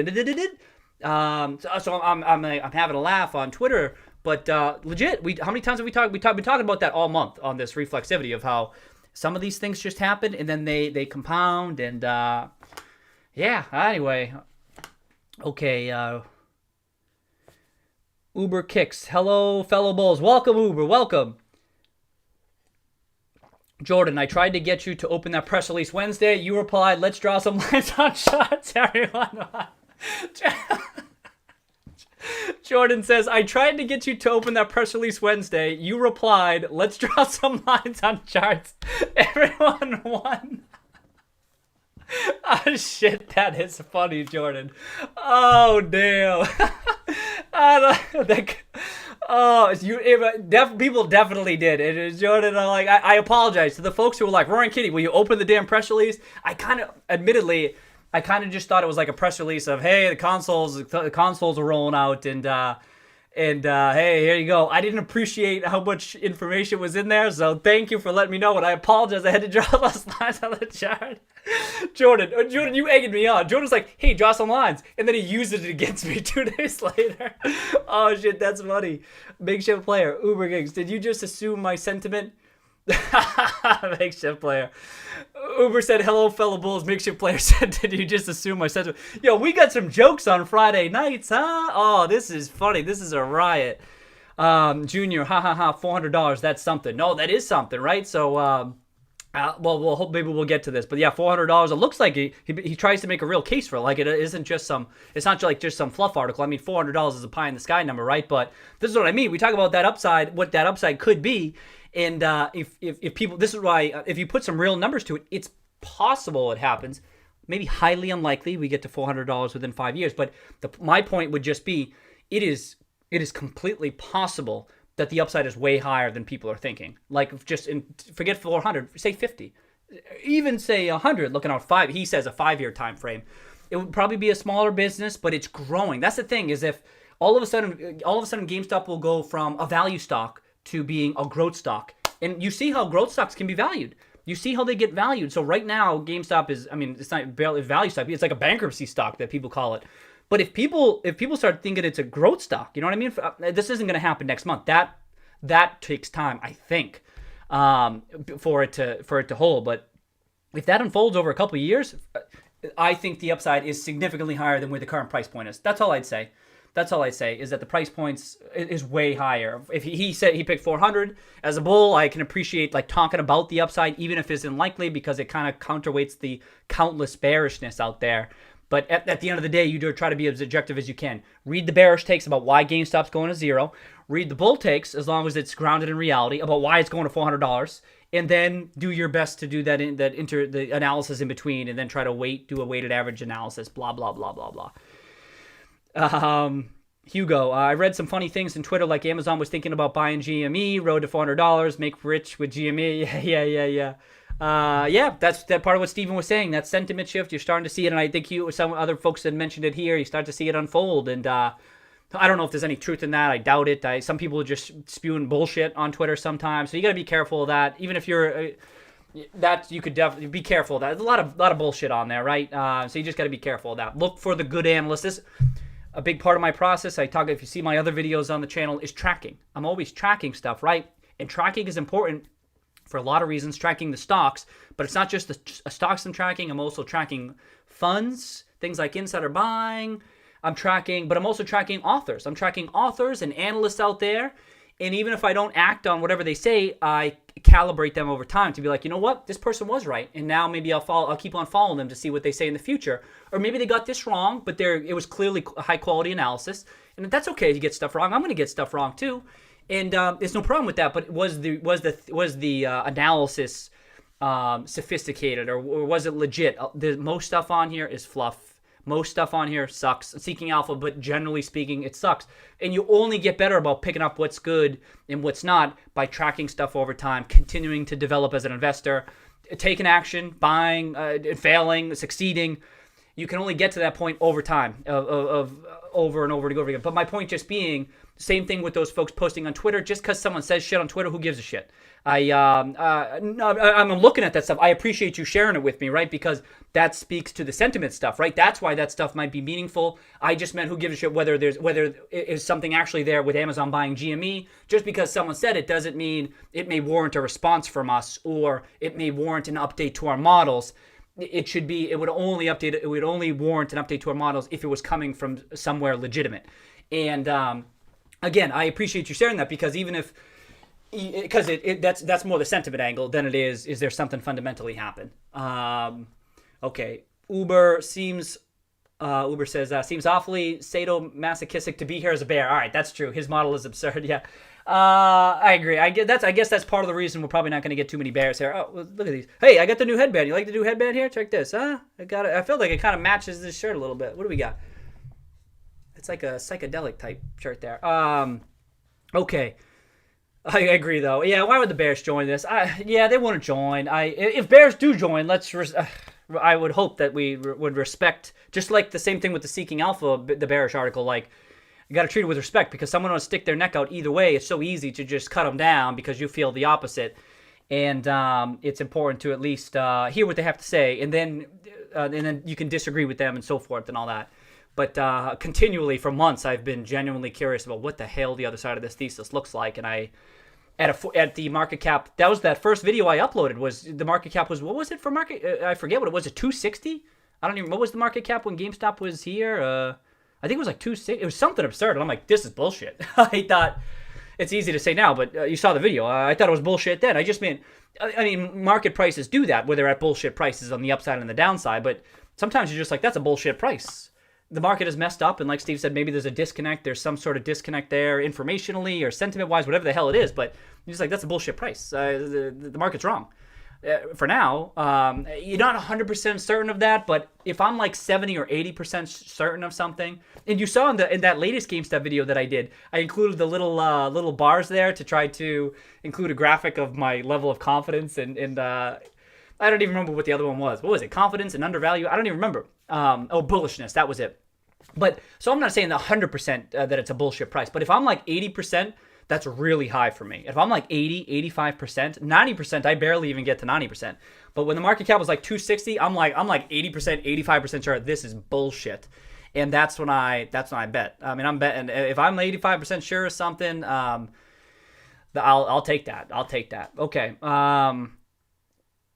William, I'm here, baby. Welcome, William. Welcome. Makeshift player. I'm sentiment fluid. Oh, I don't know. Is that your username somewhere else, makeshift player? Uber gets the subscription thesis is interesting, but his growth rates are bubble. Oh, you're talking about the article there. Okay, what is it? His subscription thesis is interesting, but his growth rate. Okay, can I quickly? I'm going to quickly pull up the model just real quick. Damn, we got 50 people. This is sick. 50 people. This is dope. And I think I mentioned this on the stream. I got over 100 subscribers on YouTube, and so I was able to rename the channel to Roaring Kitty. That's sick. The growth model. Let me just check that. I'll just check that real quick. So he's got. I'll read the subscription. I'll just take your word, Uber, that the subscription has legitimacy. For the sake of this. Okay, so first thing that catches my eye, look at his revenue forecast. Oh, that's just 6. Oh, so he's forecasting $7 million in revenues in 2021. And then 5 million to, what's the aggregate growth? So he's forecast 25% growth. All right, that doesn't look crazy. Well, I don't know. I don't know, because I don't go in this level of new games, 12%, 9%. And then the used game is declining, right? All right, at least we see that. Revenues. Okay, so there you see the growth. And what's the ending?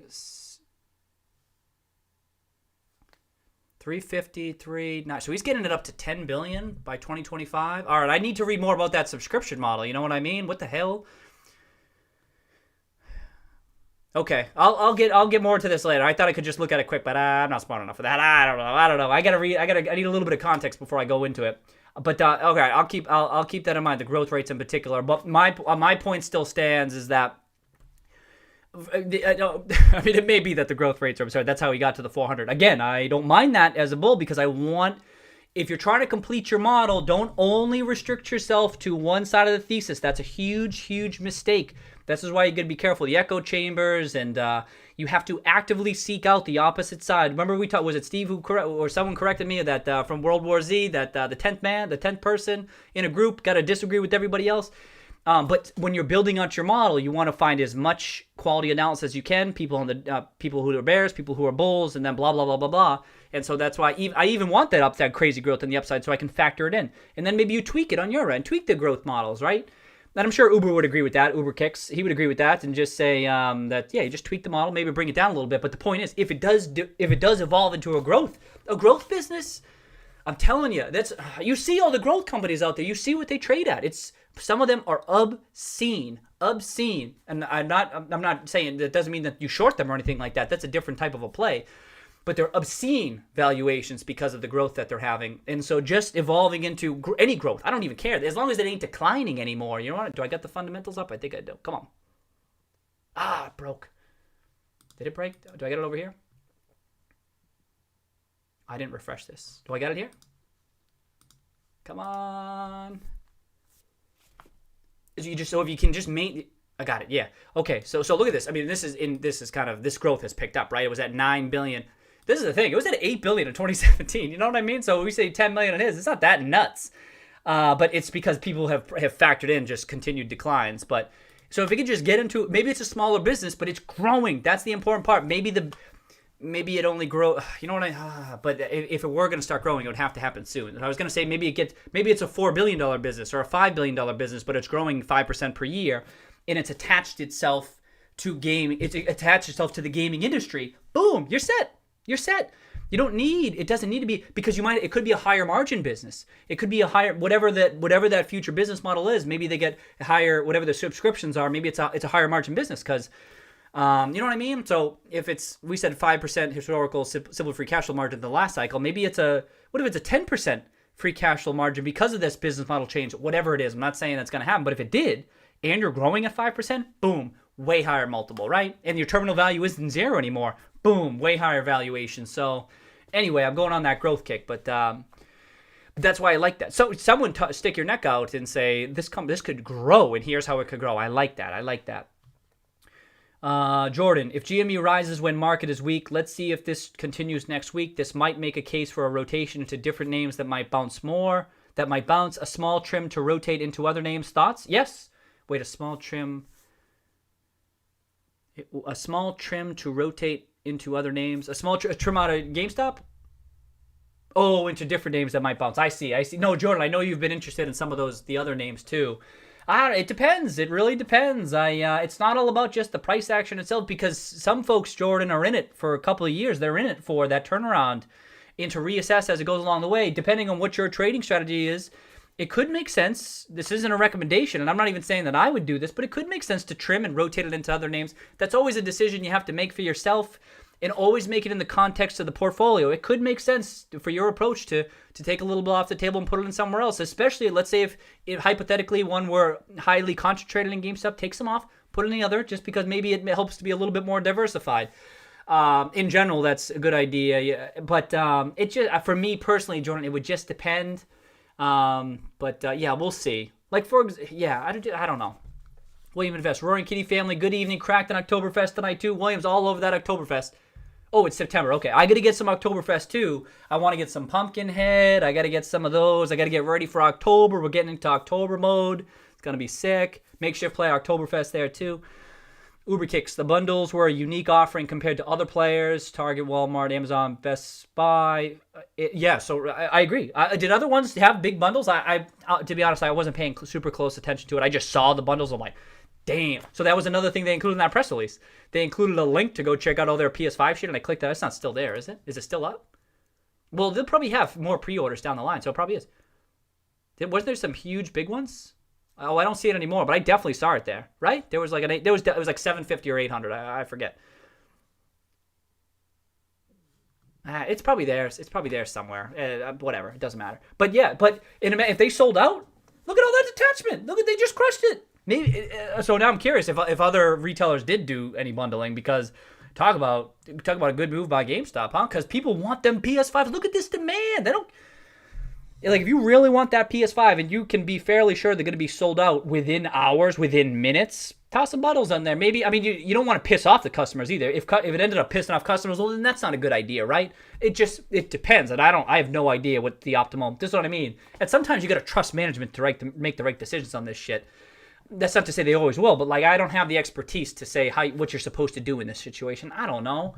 But it caught my attention. I'm like, damn, $800 and they were all sold out. Sick! Famous short seller Tom Barton was commenting on Twitter about the short insanity. I did see that. I liked one of his tweets. I liked it. Oh, because I I didn't know. Is he famous? Is Tom Barton famous? Where is it?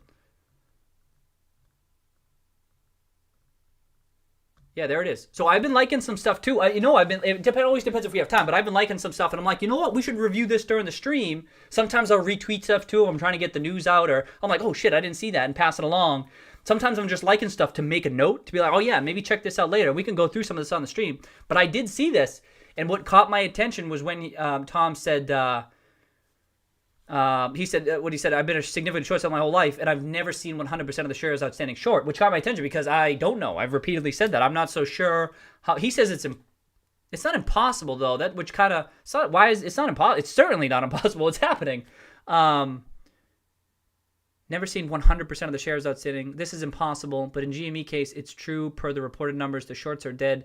So that's what I mean. It is possible, but if he's a famous short seller, Tom knows more than me. What the hell do I know?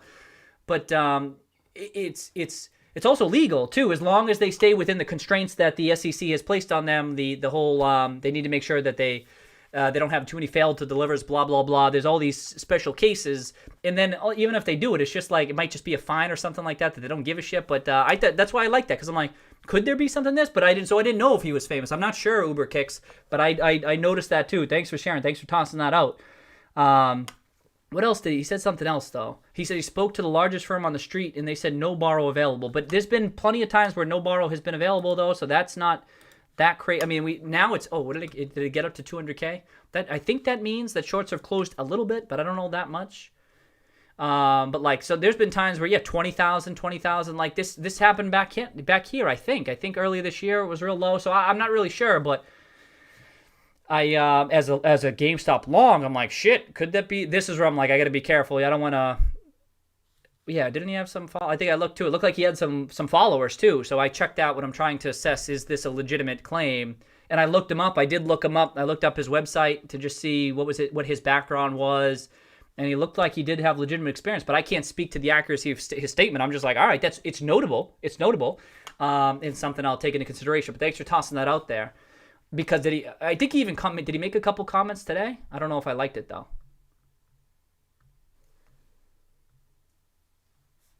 Oh, he did. Basically, I agree. It's completely different opportunity going forward for GME. Okay, so that was more just. I know so many major short sellers. None have ever seen 100% short to outstanding shares. Is that true? So that's what I mean. I don't know. One thing I'm sure of, Tom knows more famous short sellers than I do. I'm damn sure of that. And so that's what I mean. If he did that, if he did reach out to folks and they too have never seen 100%, that doesn't mean it's impossible, but that they haven't seen it, there you go. This is outrageous. GME is highly unusual. It's likely the debt guys thinking no risk, right? And then Ernest Wong here said he thought it was a large chunk of the shorts were for capital structure arbitrage. That's what I was thinking too, that it was some people like some of the bond folks, or they're hedging or something. And I don't know. This is why I'm liking this stuff. I'm like, I don't know, but maybe these people know more than me. I saw Will Mead was talking about that too. All right, what else were people saying? Okay, William, I'm holding so hard. Makes you player. I think major Reese's at like 1190. I think major Reese's at like 11. I don't know what that means.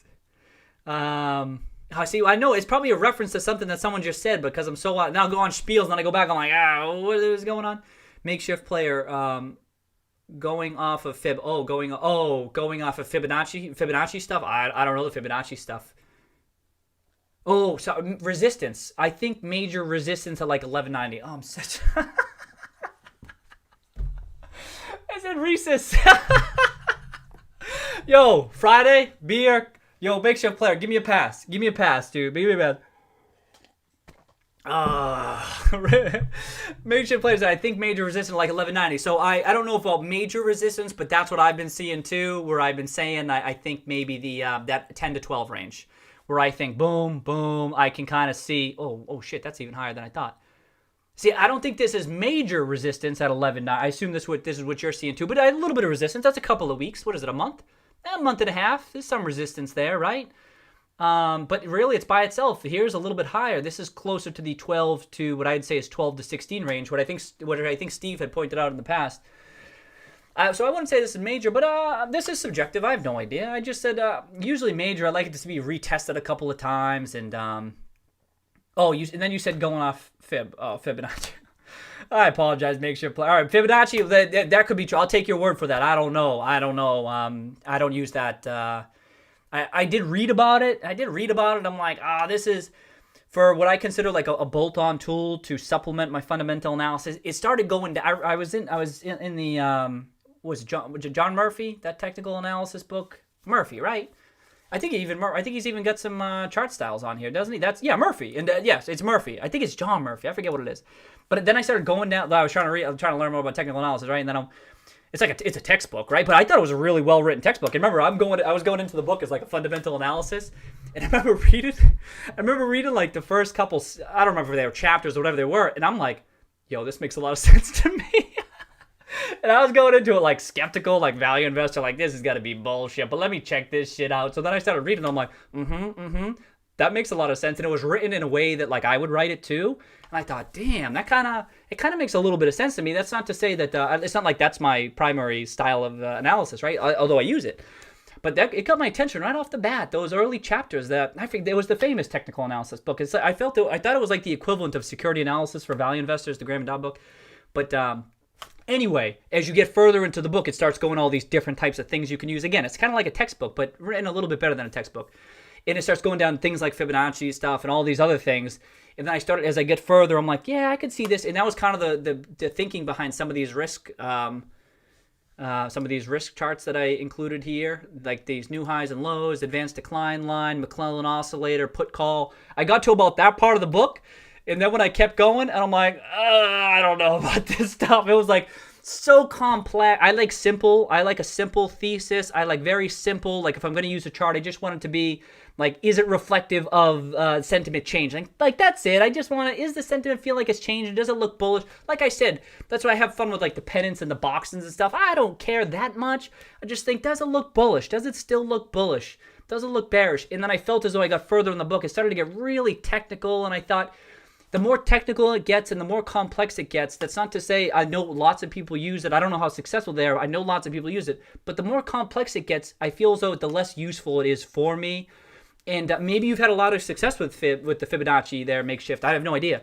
But for me personally, my style, it got a little bit too complex, too technical, where I'd be like, I don't know. So this was kind of the extent of it that I kind of got to. I'm like, yeah, I can use some of this stuff. And like the boxes and stuff, and like the flags and the pennants and all that. But like, I don't even remember the damn terms. I don't even remember the damn terms of them. Okay. But anyway, so I got the technical analysis. Okay, Jordan, the chart is amazing. Weekly is very strong. I see a real strong Monday. Hopefully market is green, or at least value outperforms NASDAQ next week. Over 10 should happen Monday. Clearly though, Jordan, we don't need couldn't it even? You don't need a green market, right? Because the market. And look at GameStop it was one of the top performers this week. Market was down. Now you might say, wouldn't it be helpful if the market was up? Potentially, but some plays are weird. You know what's funny about GameStop is that back in the day, like a year ago and before, GameStop was always like a contra indicator. Like whatever the market was, I think it was maybe because of the short interest. Whatever the market was doing, GameStop would do the inverse. Like it would be up on down days and down on up days. And I always thought that was it. I was saying that before even my current position in GameStop. I've been invested in GameStop years past, but I remember thinking it's always doing the opposite. I always thought it was funny. I don't know. The market. Yeah, I don't know. I thank you for sharing, Jordan. It could be helpful. I have no idea. 50-50. It could be if it's green, if it's red, I don't know. But you see a strong Monday. I don't know if people were hoping on a filing though. You didn't get the filing, so I don't know. But that said, Jordan, I lean bullish for next week too, right? Like you started by saying the chart is amazing. I agree with that. That's probably the first thing that a lot of folks are looking at.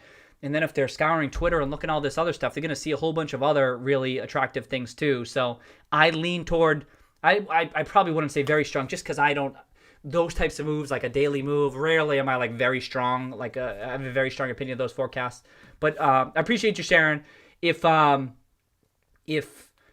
Well, because the pre-orders too, so yeah, it could be. It could trade up right into the pre-orders too. I don't know. I did make sure player. I did buy more yesterday. Steve Stunk. We are still way early for GME. There is no FOMO yet. Retail still thinks GME is a blockbuster. Analysts still sitting $3 price targets. We are only exposed to it because we are actively looking for GME news.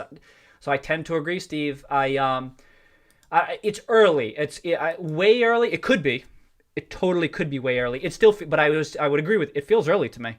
And I agree with Steve too, where he says we're exposed to all this stuff, and I'm posting all this shit all the time because we're really heavily interested in it. We're really curious about it, and I think we're kind of just feeding off of each other, especially during the live stream, right? But I'm not sure the masses have gotten involved yet, that they've kind of bought into the thesis yet. It still seems kind of like it was only this week where we really started to get some bullish articles. A couple of people talked about Cohen. But even still, when GameStop sold off that next day after earnings, kind of people throwing the towel. Yep, there goes GameStop again. Then you had that bearish article published that day, and it still felt like people still a little bit bearish, but now kind of feels like it's turning. And usually, it doesn't just turn in 1 week. It's not just done 2 weeks in. Usually, it's like that type of stuff takes time to unfold. Because there's an actual thesis. If it were just like some short squeeze blip, then sure, maybe it's over in a week or two. But this move, it's been kind of gradual, and I agree with Jordan, it looks good. It's been a little bit measured, believe it or not. We're only up.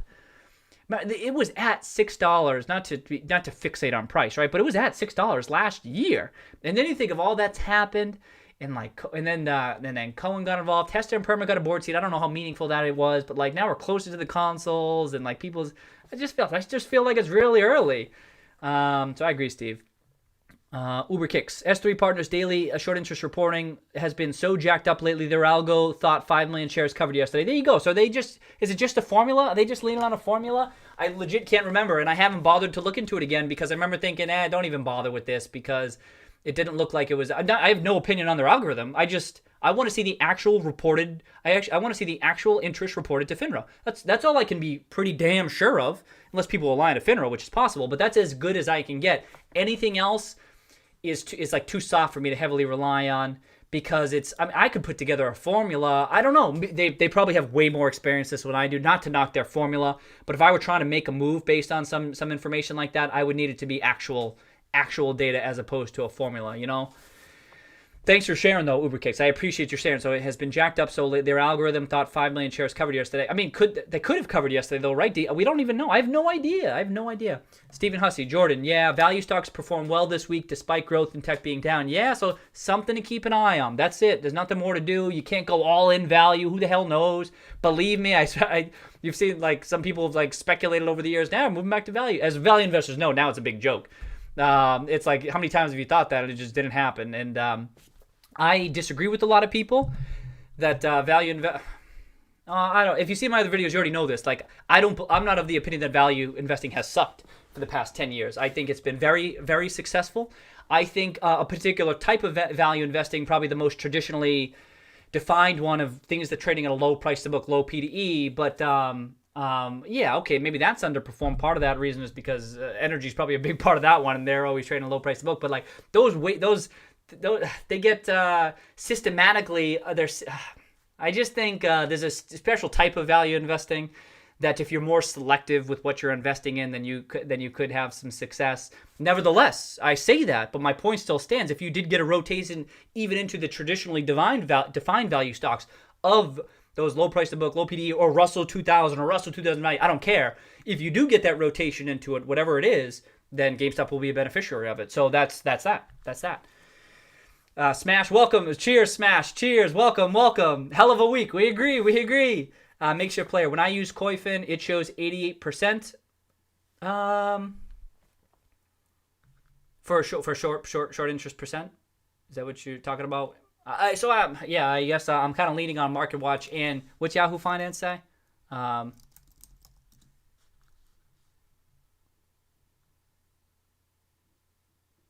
yeah. We looked this up. Oh yeah, but didn't we calculate it ourselves too? What is it? Short interest. which share short? 58 divided by, what's that float? 45. So that's 129%. Hey, for what that's worth, Yahoo's saying 129% roughly. So to be honest, I'm not 100. You'd have to dig into the FINRA. I guess sometimes I at least got to trust something here. I'm willing to trust Yahoo, who claims that they use, what is it, Capital IQ for some of their numbers, I think. Thomas Reuters, Edgar Online, which tend to be reliable. But yeah, I'm getting conflicting numbers, so I'm not 100% sure. I just know, as you know, my analysis is it's high. It's exorbitantly high. And then even at 80%, well, 88% is maybe, I don't even know if you're talking about short interest as a percentage of float, but if you are, yeah, I suppose I might trust, I don't know Koyfin. I don't know Koyfin that well. Makeshift player, GME is making its way onto Wall Street bets too. Oh, okay, yep. I mean, that's part of the, in Robinhood, I know is another one too. William, I am simping into the weekend with GME, and next weekend, Trey, makeshift player, that's how you know it's a good stock if it's on Wall Street bets. And the next, and UberKicks, 9/24 after hours. September 24th after hours. UberKicks, 9/24 after hours? What's that mean? I don't know what that means. Wait, what was your previous comment, UberKicks? S3 partner. Their algo thought 5 million shares covered yesterday. Oh, 9/24 after hours. Is that when they're going to report the short interest? Okay, I bet that's what you're saying because I think that sounds right. I think it's 9 days after the middle of the month. I think that's what it is. William Invest until I get. Oh, you're gonna keep going until you get into the wrong kitty. Mike is the man. Makeshift player. Yeah, you get the people gambling on big. Oh, Trey. Yeah, you get the people gambling on big moves. Someone made 800K. Yeah, you get the people gambling. Oh, we talk about Wall Street bets. Someone made 800K on GME options. William Invest. Yeah, those. I mean, these other. What like that can feed into whether people talking about the stock too. So I appreciate you sharing all this stuff. UberKicks, take a look at the monthly interval RSI and MACD on the MAC chart. On the MAX chart. Oh, on the MAX chart? As in monthly?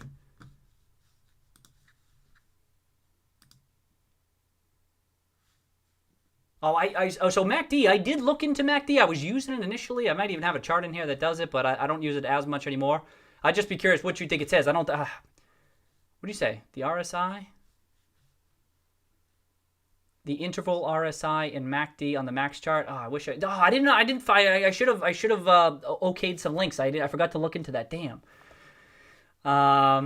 I'll take your word for it. Okay. Well, let us know what it says when you look at the monthly interval RSI and MACD on the max chart. I know I could pull up. Can I do MACD here? What is it? It's here somewhere, right? Nope, that's volume. I think it's here.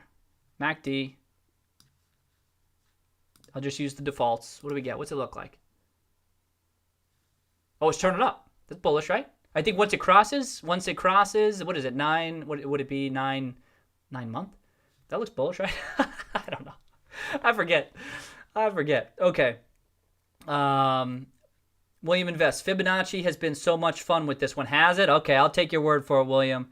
William, like the video, Roaring Kitty Nation, power to the players in our army of bear hunters. Musical felony. Welcome, musical. Welcome. Saw the guy who made damn near a mill, GME bull for like 1 to 2 years about. I respect that man. True GME bulls have diamond hands. Yeah, those long-term GME bulls. Whew. You got for those folks who have been invested for a while, you gotta hold on tight.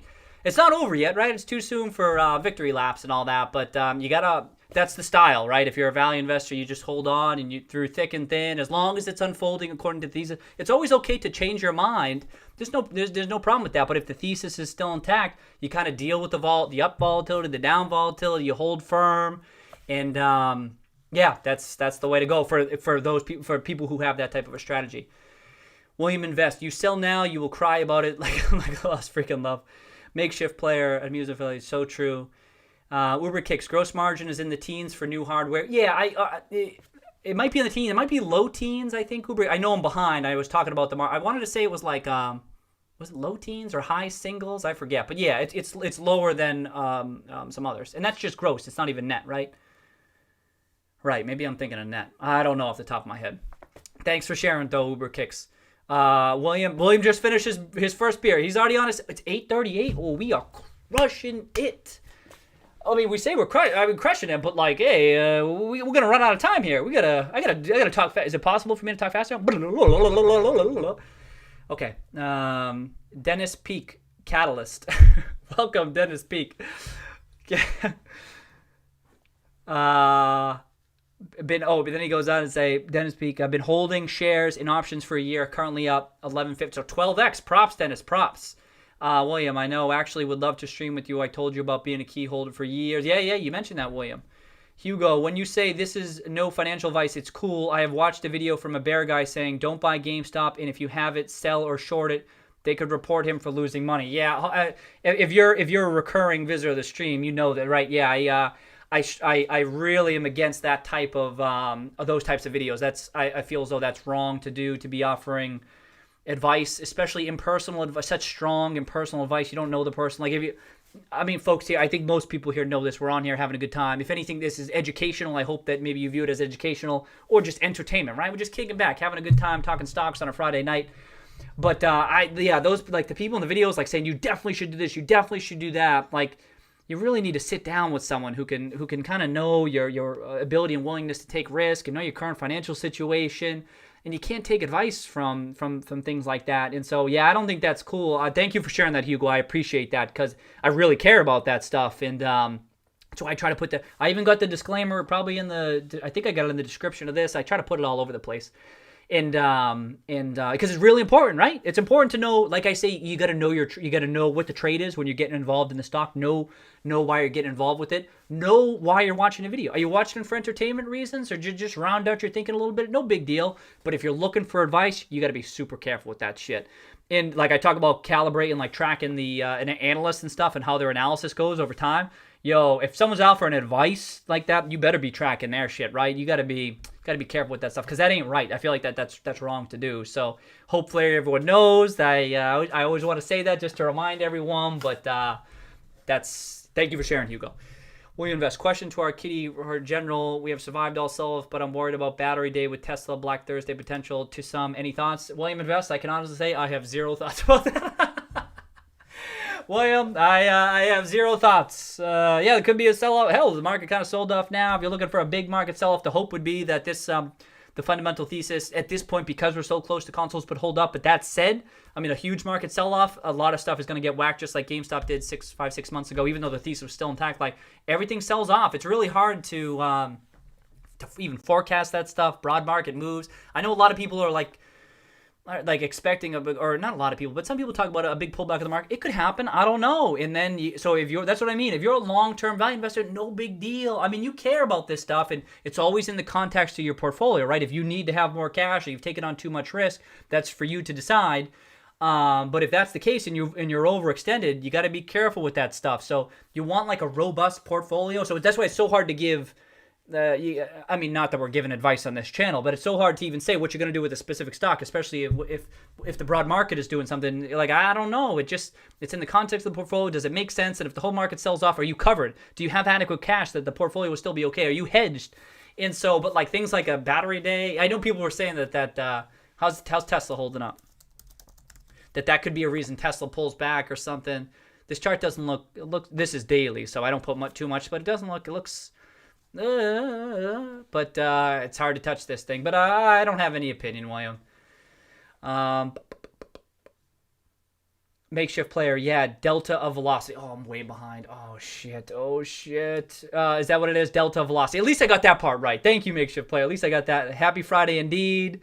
Uber kick. Sell deep in the money calls on a squeeze. Right. So there's plenty of ways to do this on the options front, right?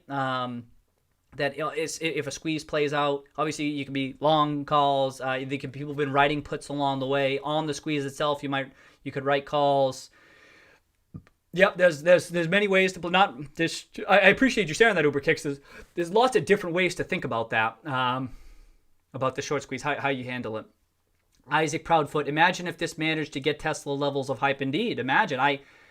I'm skeptical of that, but we can imagine, right? Right, Isaac? We can imagine. Just think about it. If it ever did reach that point, you're not saying it's going to happen, but just imagine. And I think you might get something like what you see here. Oh, the 400.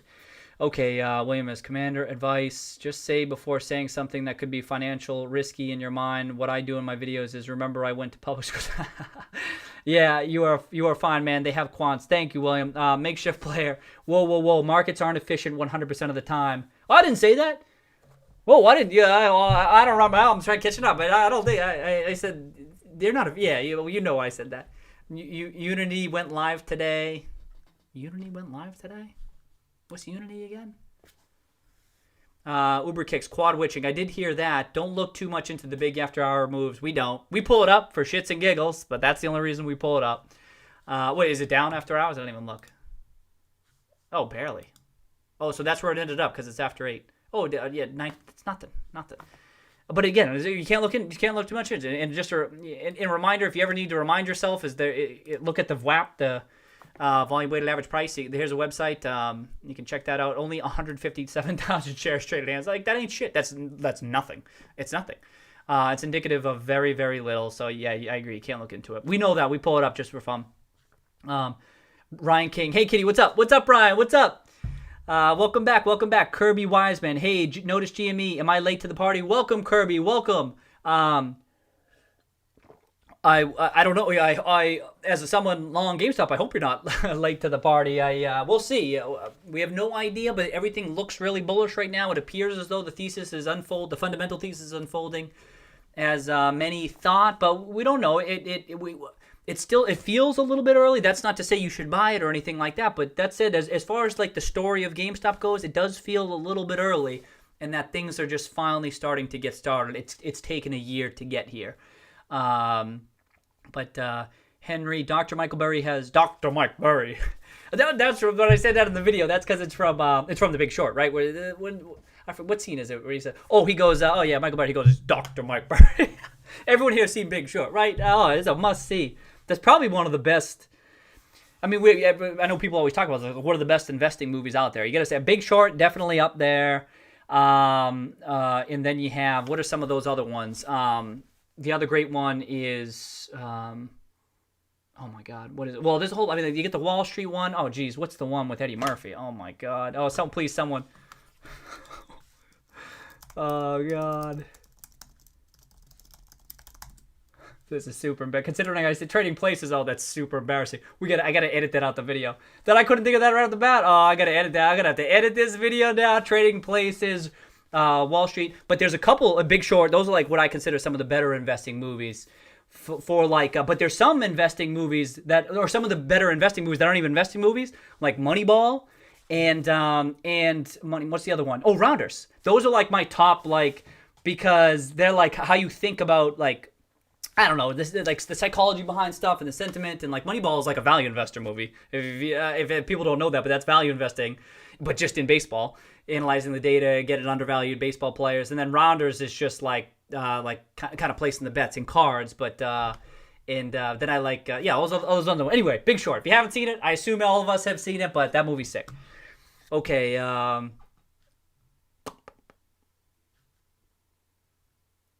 Hey, Kitty, what's up? Hey, okay, makes your player. Kirby Wise, I don't know, man. That's up to you. We had some big buys at these levels. It just depends on what you want to do with it. Props makes your player. That's right. It always depends. That's what we'd say. For trade value may just be the play with the rest of the market. Ah, shit. Oh, it clicked on me. Oh, damn. Yo, this is sick. We got lots of folks talking. This is dope.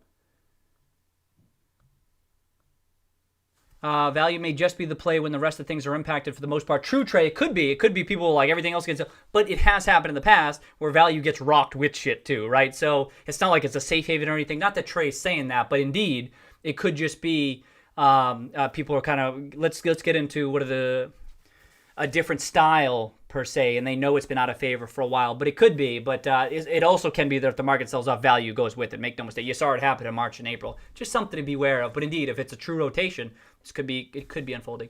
John Benton, gibberish? Oh, is that me? Am I talking? Welcome, John.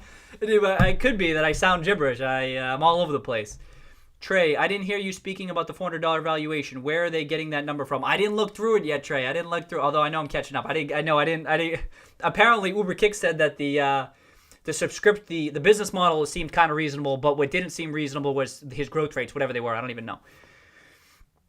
Makes your player. It's fine, Kitty. The order book is just the level 2 table showing everyone Gore's going through. Okay. Yeah, no, thank you. Oh, I saw that comment. I was like, whoa, having deja vu there. I'm like, what the hell? What is in this? Trey down your 46 views. Everyone click like for the stream. Sick. Thank you, Trey. We don't know. I think the likes help. I don't know. But thank you. And yeah, 46 viewers. I saw 50. You believe this? There's been a handful of us that have been here for a couple of weeks. Isn't it funny seeing so many people chime in? And there was like there weren't many people here in August, right? But obviously GameStop. It just so happens it's interesting timing, right? Because I just took this channel live, and GameStop is top position, and then GameStop is unfolding in like the next month. So I wonder if lots of people are interested in games. But welcome everybody, glad to have you. We always have a good time in the conversations here.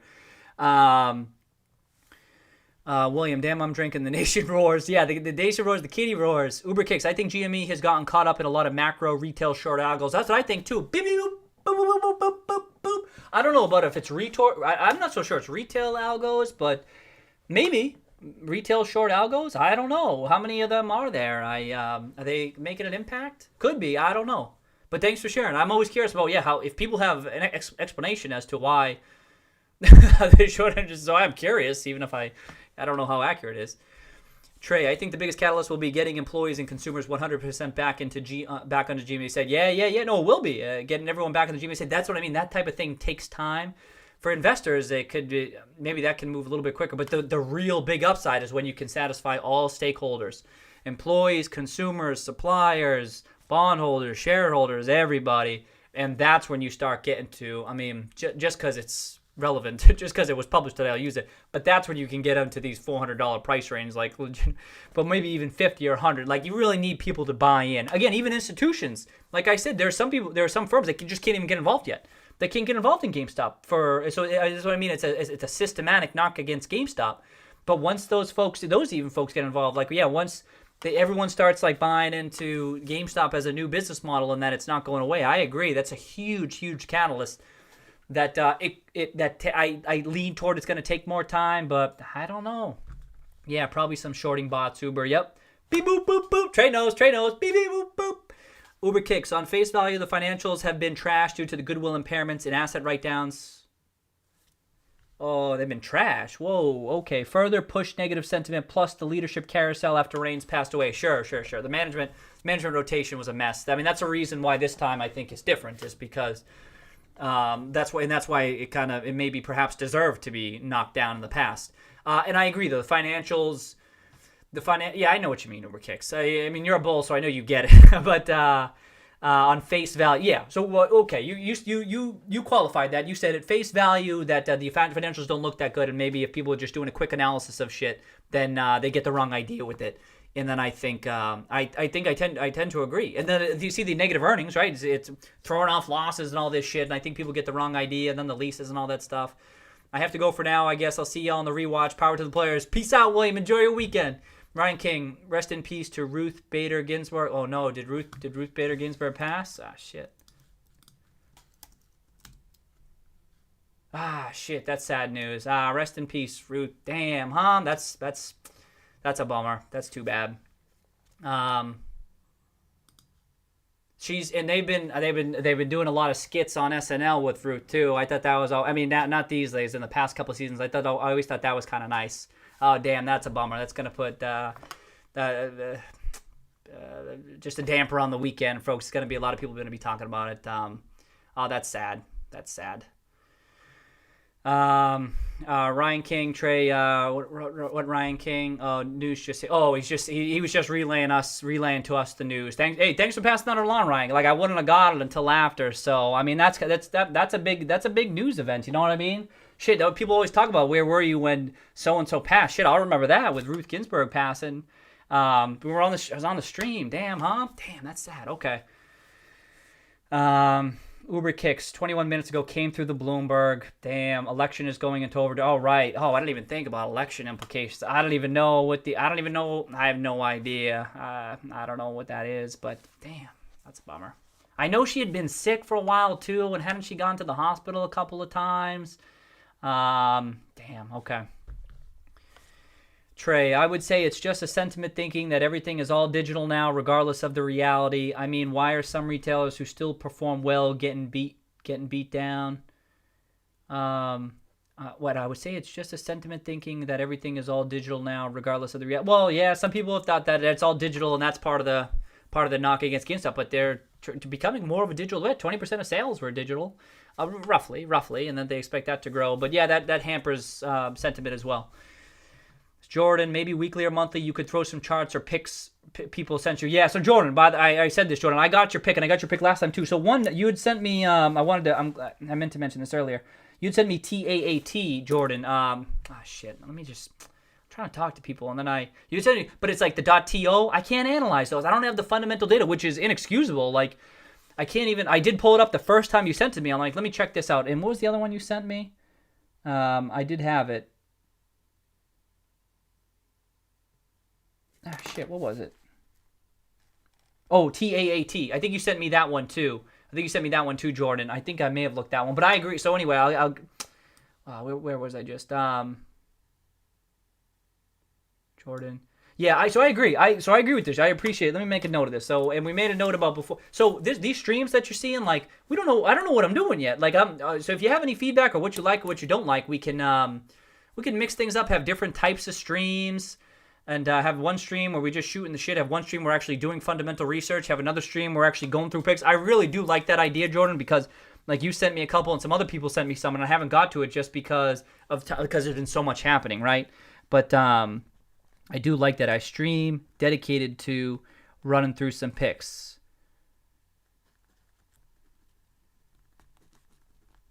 And so that's the thing. So if I were to look at I don't have those damn Toronto stocks, Jordan. On the fundamental data, the only thing I'd be able to look at is just the chart, and I don't even know if I have a chart.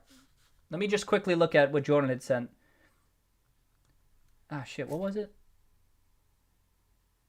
Damn, I forgot. I thought I wrote it down. I just got TAAT.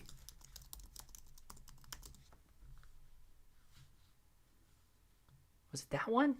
Shit. I forget. All right, Jordan, I'll get back to that. There is an over-the-counter. All right, see, I scrolled down. I was just checking to see if... Oh, there you go. There's an over-the-counter. I would need to find the ticker for that. Oh, there's an over-the-counter. Yeah, okay. Yeah, Senator, I just fast-forwarded just to see what Jordan's going to say. Yeah, I don't think I have the fundamentals, which is a knock against my... It's inexcusable. Like, there's some good value stocks internationally, right? What the hell? I always talk about I'm trying to expand my universe. I just don't have the data in it. If I can't perform fundamental analysis, I might be willing to. I'll do some technical analysis on a chart, which is why I could have at least done this for JM, like just to get the ball rolling, right? Someone's house is out of sticker. We at least just look at the chart, see if it's interesting. That might get my attention, and then I might look at some insider buying. This one looks a little bit interesting. And then did you say GLO? I could have. Okay, I'll check them out, Jordan. Maybe. Let me just see. I'm just checking my...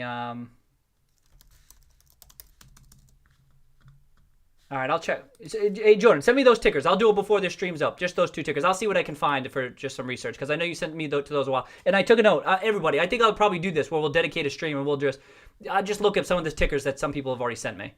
You see what I mean? So I don't know. As the stream, eventually there's not going to be no one interested in GameStop, right? I mean, right now we could dedicate a whole damn stream, a couple of streams, the whole the streams to GameStop, right? We could just talk about it all day. But that's not the long-term idea, right? You see the older streams in August, like they're just doing my basic research and stuff, at least from a high level. But that's the thing. Like when I actually dig into a company, it may take me 30 minutes, an hour, 2 hours to do.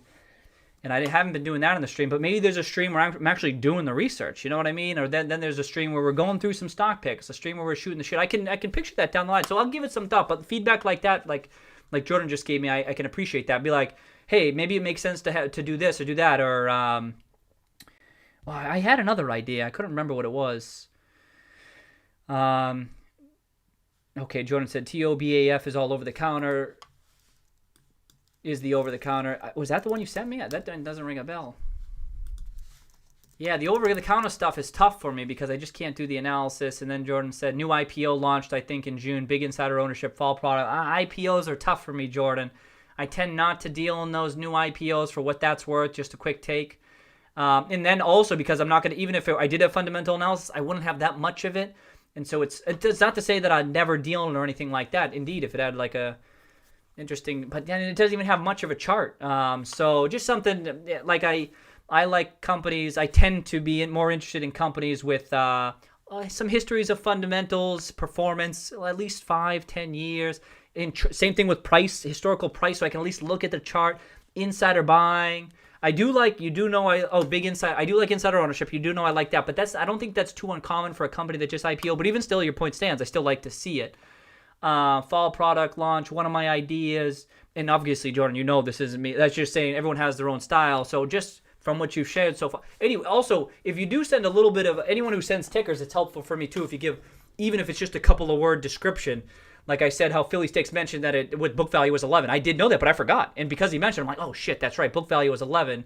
But this type of stuff like Jordan's giving me now, just like, hey, here's a couple of the tidbits, because that way I can at least know off the top of my head, it can, whether it's an urgent look for me or not. But yeah, but those over-the-counter ones are tough. I need more data. I just need to get more data. All right, just get back up. Okay.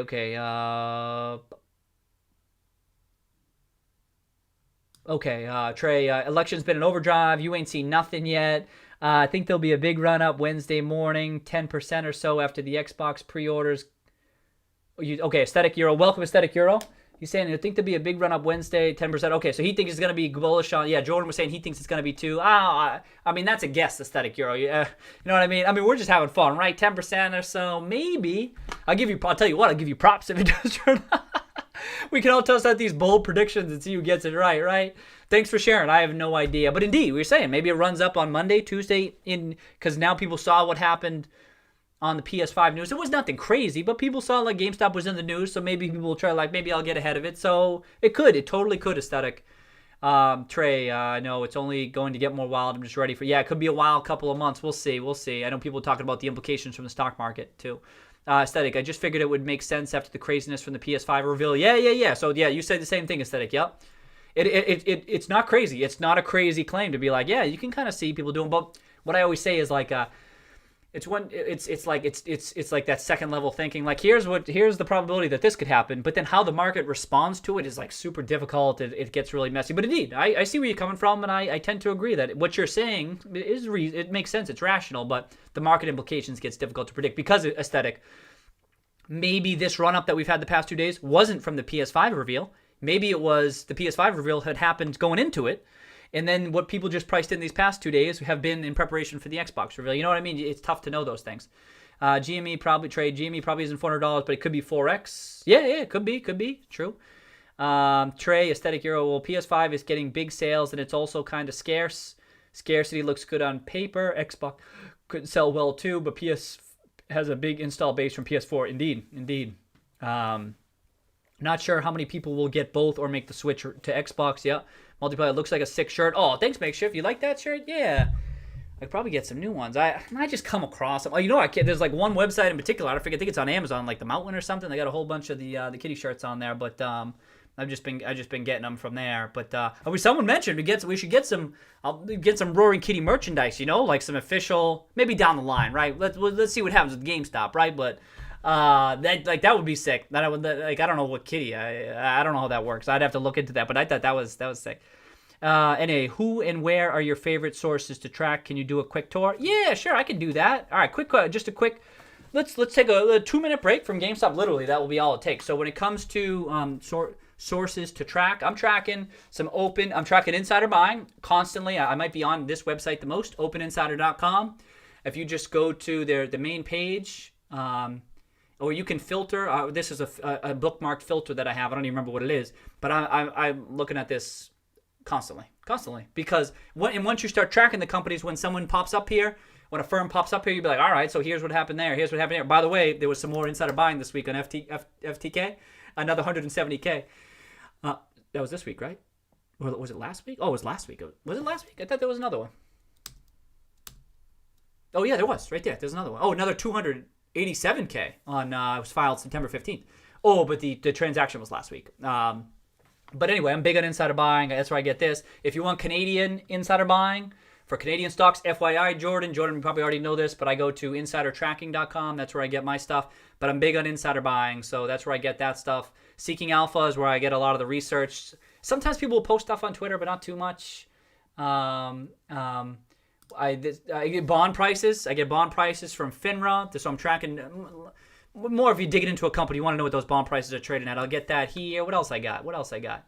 And then Whale Wisdom. Oh, Whale Wisdom is a real good resource where they'll compile a lot of the 13Fs and 13Ds and all the stuff. But if you go here and you type in, just as an example, GME, this is a very quick. This is when the funds file their quarterly filings and stuff at the end of the quarter. Like Whale Wisdom will put it together here and put it in this nice table that you can just sort by a whole bunch of things. You can see all GameStop's top positions, top holders, their shares, whether they added or declined, percent ownership. There's a paid component to this website too. Thank you if you made any of these websites. I said in my video, I'm so appreciative because there's a free version of this, but if you can get a paid version, you can go back and see historical filings and get some other cool things. I think it can export to Excel if you get that, so that's another one.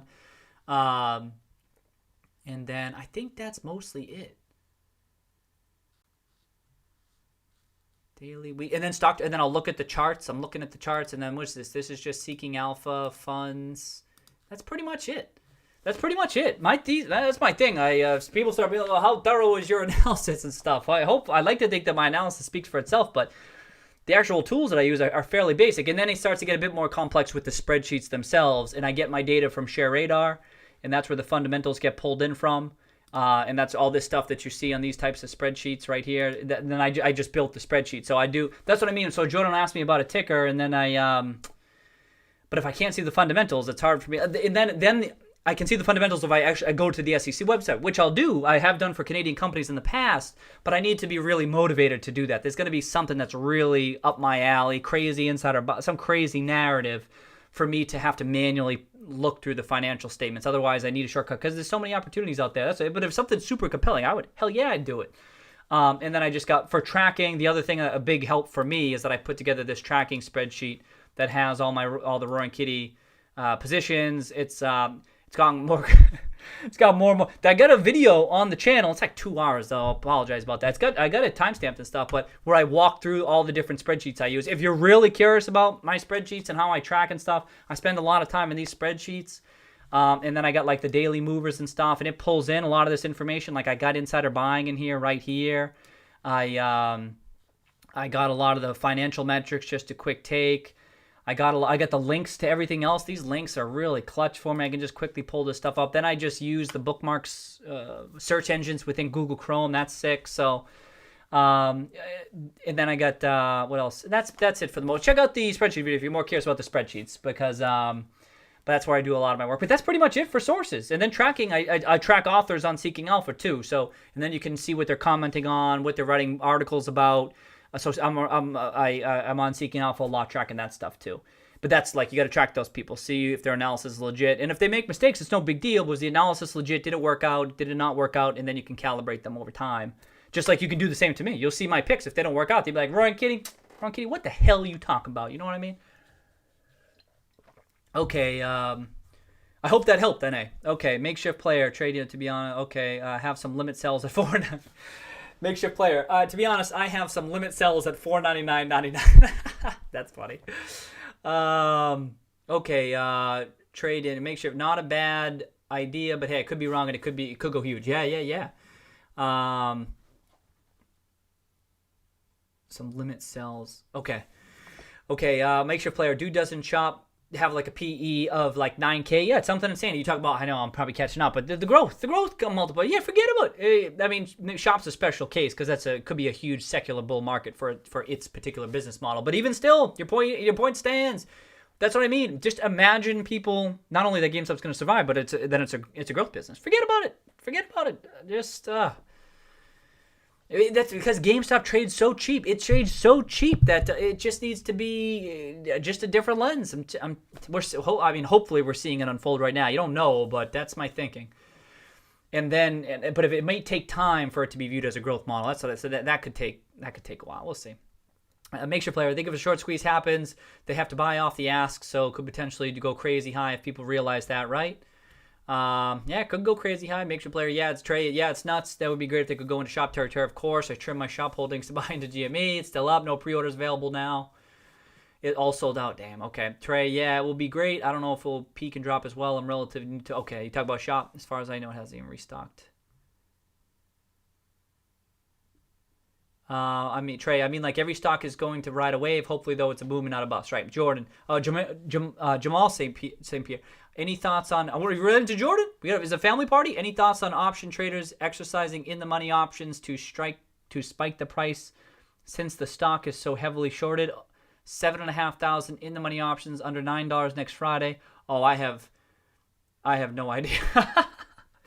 I have no idea. Maybe exercising in the money options will be for the near term. So I was going to say you lose out on the time value if you start doing that exercise too early. Some of them are bid up higher right now because of the time value aspect. I don't have any thoughts, Jamal. The option traders exercising in the money options to spike the price since the stock is so heavily shorted. Shit, I don't know.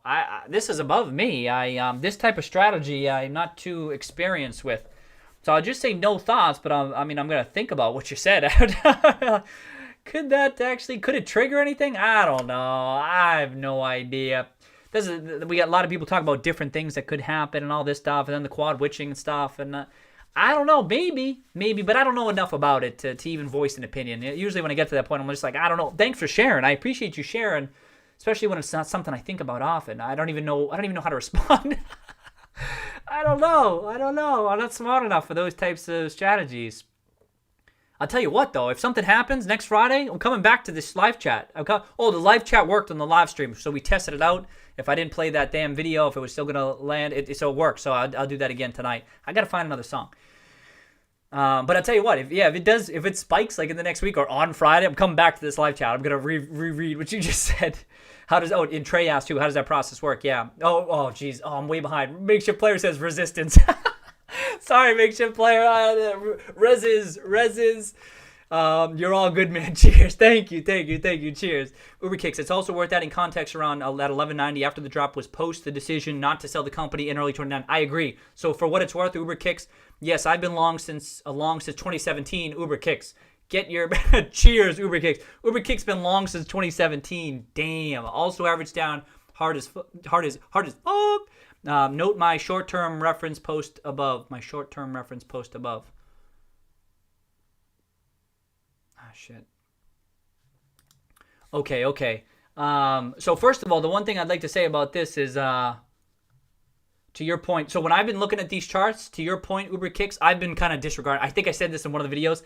This was when there was a rumor they're getting bought out and it sold off. And so that's what Uber Kicks is saying, like, hey, that 1190. So I've been kind of overlooking this. If you look at that longer-term trend, I kind of just disregard that bump. And you just see, look at that trend line. Here we go. Jordan, this one's for you, buddy. I've been kind of looking at this, and I kind of just disregard. So this is just like a trend. Now we didn't even do this. We should have done this trend line. We are clean through right there. This looks really bullish, just this trend line. And then if we were to do it from the top, like some folks do. For what it's worth, Uber Kicks, I've been ignoring that because of that reason. I just thought it was just a temporary blip up on some rumors. And now we're through that one. Now, if you do factor it in, then we're right there. But I don't know. You know what I mean? What do you want to say, Jordan? What do you want? Jordan, you want to go up here? You want to go down here? What should I do? I don't know. Whoop, whoop. Everybody, what do we want? Looks like a pendulum. Oh shit. Okay, you can do whatever you want, but for what it's worth, I've kind of discounted that move too. I kind of haven't paid much attention to it, but it's even still, it's still technical analysis. It's still marginal. So, but thanks for tossing that out there. He's been long since 27. Welcome. You've been long since 27. Props for holding that long. Props for averaging down, and I hope you're enjoying this uptick. Let's hope it continues. Trey, I think investors now invest based more on sentiment, which is probably partially why GME is so heavily shorted. I mean that, and Tesla continues printing money with the margin of profit. I agree. That's what I mean. People invest more in sentiment. The value of any security is its discount, the sum of its discounted free cash flows. That's the value of any investment. Period. We could talk about sentiment, talk about technicals, all that shit. The value of any security but in particular stocks, companies behind those securities, right? Because you can have a security related to like a commodity, for example, right? That's a different kind of an analysis and so forth. But for a company, what we're talking about is, I mean, even for a commodity, it's still the same thing, but it's just a little bit messier of a conversation. But for a company, the sum of its discounted free cash flows, that's it. That's the value. That said, and I said this in what I was talking about my investment style, but there's other factors that matter for a stock price. There's other factors that matter besides value. Value will drive, I suspect, those long-term moves. And this is why GameStop's volatile too, because there's a lot of variability in what that fair value is. But in the meantime, there's sentiment. And I agree with you, Trey. The reason I think, a big reason, I think most of us would agree with this, a big reason GameStop was down in the dumps this whole time was because of the negative sentiment. And now it seems as though it could be flipping positive. Remember we were saying just that flip, it flips over the other way, and that it can happen quickly. And then people will buy into it because there's positive sentiment. And with that in mind, you can go way above fair value, right? That's not to say it's going to happen here, but you better. That's what I mean. That's why it's really risky if you're bearish, because like stocks don't always just trade based on that fair value. It can go all over the place. In theory, infinity, right? That's what they'll say. But yeah. Anyway, makes you a player. The one guy I told you about that predicted price targets well in crypto use fib and Elliott wave efficiently. I personally just know subsurface stuff. Okay, thanks for sharing, Makeshift. I'm sure there's people out there who use it, and maybe they're super successful. I'm always skeptical of the sustainability of it, but I don't know enough about it. That's why I keep an open mind about this. There could be people absolutely crushing it with that stuff. I just don't hear about them too much, so I do appreciate you sharing. So it doesn't surprise me though that it works. It works for crypto because remember, I think was it a Wednesday we were talking about how like things like Tesla. And in like some of these risky things in crypto, generally they're so difficult to value. They really feel like they track technical analysis quite well. They really do, and that's why I took the position in Bitcoin. You know what I mean? I look at this. You look at all the historical things too. It looks like it's really has tracked it quite well, and that's why it looks bullish right now for what it's worth. But Tesla too. It's looked every single damn time it said buy or add or something. It worked out. That's not to say it was inevitable, but it's just the odds are kind of favored adding or buying, and then it worked out. And so, I think some of these ones that are really difficult to value because no one knows how to value it, a lot of people are just leaning on the chart. That's what I think. Anyway, so it makes sense that if this person had success in crypto, I'd be like, yeah, okay. Crypto is probably something that it works well with. I have no idea about Fibonacci and Elliott wave. I don't know enough, but yeah. Makeshift. Trey, you're right, man. Market psychology is very important. I love behavioral economics. Yeah, it's terrific stuff, and it's important stuff for as it comes with regard to markets. Trey, I think part of it is that people are investing in companies and products that they frequently use. Yep.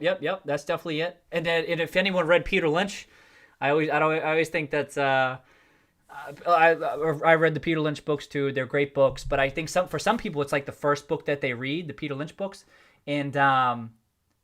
and then what happens is what Trey is saying now, that people will just invest in the companies and products they frequently use with not much. Now, Peter Lynch didn't recommend this. He recommended looking at like some simple things like PE and stuff like that. But people will say, oh yeah, I got to buy what I know. And then they kind of buy it indiscriminately. And not to say that that's what these folks are doing, Trey, but I was like, well, there's other things you should take into consideration too besides, but it can be helpful that with the stuff that you know. But I agree. I think people are just invest in what they know. But this is why I think, Trey, that GameStop could be one of those stocks that people might buy just because it's a company that for some people, they use the product. They shop there. Not everyone. I use Amazon, blah, blah, blah. I know that, but it's a household name. I think we can all agree GameStop's a household name.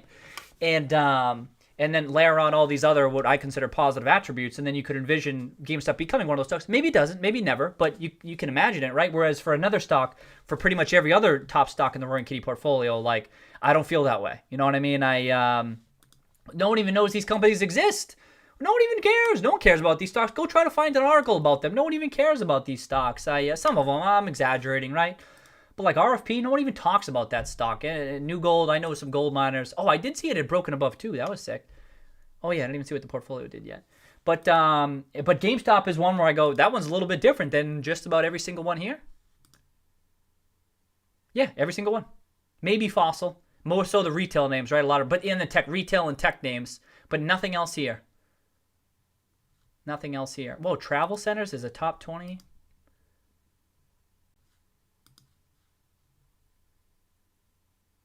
Is this up to date? Damn. Travel Center's crushing it. Wow, okay. I was for a second there. I'm like, whoa, the numbers looked a little bit off, but crushing it. Okay. Anyway, but GameStop could be a household name, and so that's why I think it could help feed that narrative. We'll see though. I just been shooting the shit in my mind, unless there's government problems, etc. Oh, I skipped ahead. I would say behavioral economics is more indicative of how certain stocks will behave than anything, unless there's government problems. Yep, it's a big impact. Nolan Rain, welcome, Nolan, welcome. What options would play now? A lot have been bumped up, but it doesn't feel too late yet. Oh, I don't know, Nolan. I talk more about the stocks, like options analysis. Options analysis is another beast. And I'm not. Some of them look. Well, I don't know. Some of them look expensive. It depends on what your outlook is, but. I mean, playing that kind of feels like day trading. What kind of options will we play? I don't know. There's a case for options.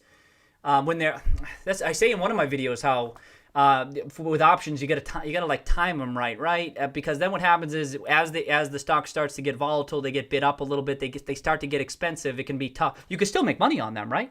Like if you buy GameStop calls right now, like GameStop calls, you would think they're going to tend to be a bit more expensive or bid up because of the volatility, right? And the upward movement, whereas they may have been cheaper in the past and they would have been much more upside. Now it gets tough to play because then you're betting on like a short-term move or something like that. And it could still work out, but because I don't have much, I don't have much insight into what the stock is going to do next week or 2 weeks or 1 month. My conviction comes from I look at the value of GameStop where it's going to be 12 months from now, 6 months from now. I mean, I've been saying that for a while now, right? But even now, and so it gets tough. I'm not that I don't know. I mean, maybe you're looking for long-term options, even so. Then you do your best to assess the value and stuff. But that's it's tough to get into. No, I would say go 2 weeks out to be safe, most likely. Yeah, I don't know. Then you're betting. I mean, Trey, how do you know? Go 2 weeks out to be safe? I don't know. 2 week price movement. That's acting on where you think the stock price is going to be 2 weeks. I don't think I would ever say that's safe, because it's so challenging to do. Again, it could still work out. It could be some people here saying GameStop's going to pop on Monday. That could happen. In which case, all these options prices will jump. But what if it doesn't? What if it just stabilizes now, and that all this stuff has been priced in? It's so difficult to do that. So you just got to be careful with that stuff, right?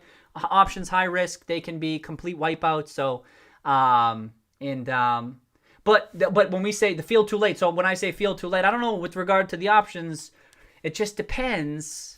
I don't know. I'd like to say I'd like to say it's not, because I'm still bullish on GameStop, but it all depends on your personal circumstances. But it doesn't feel too late like from the stock, so maybe it's still I don't know. Makes your player. I like to think of it more as Keynesian economics, where you have herd mentality and people more animalistic in the stock market. Yeah. So a big reason why I think I said that in one of my investment style videos too. A big reason why I think value investing works, and why a lot of investing, value investing in particular, is because it's based on our biases, and those are grounded in our human behavior, which in turn are the result of millions of years of evolution, right? And this is, I'm just talking behavioral economics, but I think our instincts that were successful for us for tens of thousands, millions of years, they helped us get to where we are. I think that they tend to not fail us, but just our rules of thumbs don't work as well in a more complex environment, like say like a stock market. I think because the stock market itself, it seems to me just much more complex than the world in which we evolved. You know what I mean? And so you can envision human behavior messing up, like kind of just screwing up. Those rules of thumb, they've been so useful for us over the years, but then when it comes to the market, they're like we're more short-term focused. We got to make sure we don't die, run. Or do the herd mentality as makeshift players here. Do what everyone else is doing. Make sure you survive, or it's way better to be wrong in the herd than, I guess that kind of pertains too. But I've long felt that that's why I think there's a little bit of an edge in value, because it really goes against a lot of our instincts, which is why it can be difficult at times. For some folks, that's why it needs to be what fits your personality, your style, and everything like that. But so I buy into this whole behavioral angle, makeshift. Because people become more don't become more animalistic. Like they lean on their rules of thumb, they lean on their instincts, and I think in a real complex arena like this, it can go awry at times, or just result in the wrong. That's the thing. Like if you were negative on GameStop, you've been right for a while. You know what I mean? Like it hasn't done anything for a year. But that's why if you're a long-term investor, and then it's starting to work out. I don't know. Now I'm rambling. Okay, Jordan, sentiment is so bad. That hasn't changed. GameSite after earnings was saying, how is GameStop not bankrupt yet? Were they saying that? There you go, Jordan. Yep. How is GameStop not? Yeah, people still talking about how's GameStop not bankrupt yet. When gamer sentiment changes, that would be a major turn. Early day for bulls. So that's right. In that case, it's super early days, right, Jordan? We may be years early if you're you want to change. I don't know. It could happen quick though, but but yeah, if gamers turn, and gamers like shopping there, and they like being a Power Up Rewards member, or they like going to GameStop to buy their stuff, or they like having a subscription there for whatever the hell reason. I'm not saying that they're gonna do it, but if they did, but in particular gamers, because that is the folks that's gonna drive traffic. Those are people gonna shop there. So if they want to go there for the experience, whatever the hell the experience is, that's gonna change shit. I agree, Jordan. Personally, I invest in products and companies I believe in or will continue to perform regardless. Well, yeah, I'd look at the financial metrics too. Yeah, I invest in products and companies I believe in or will continue to perform regardless. I mean, there are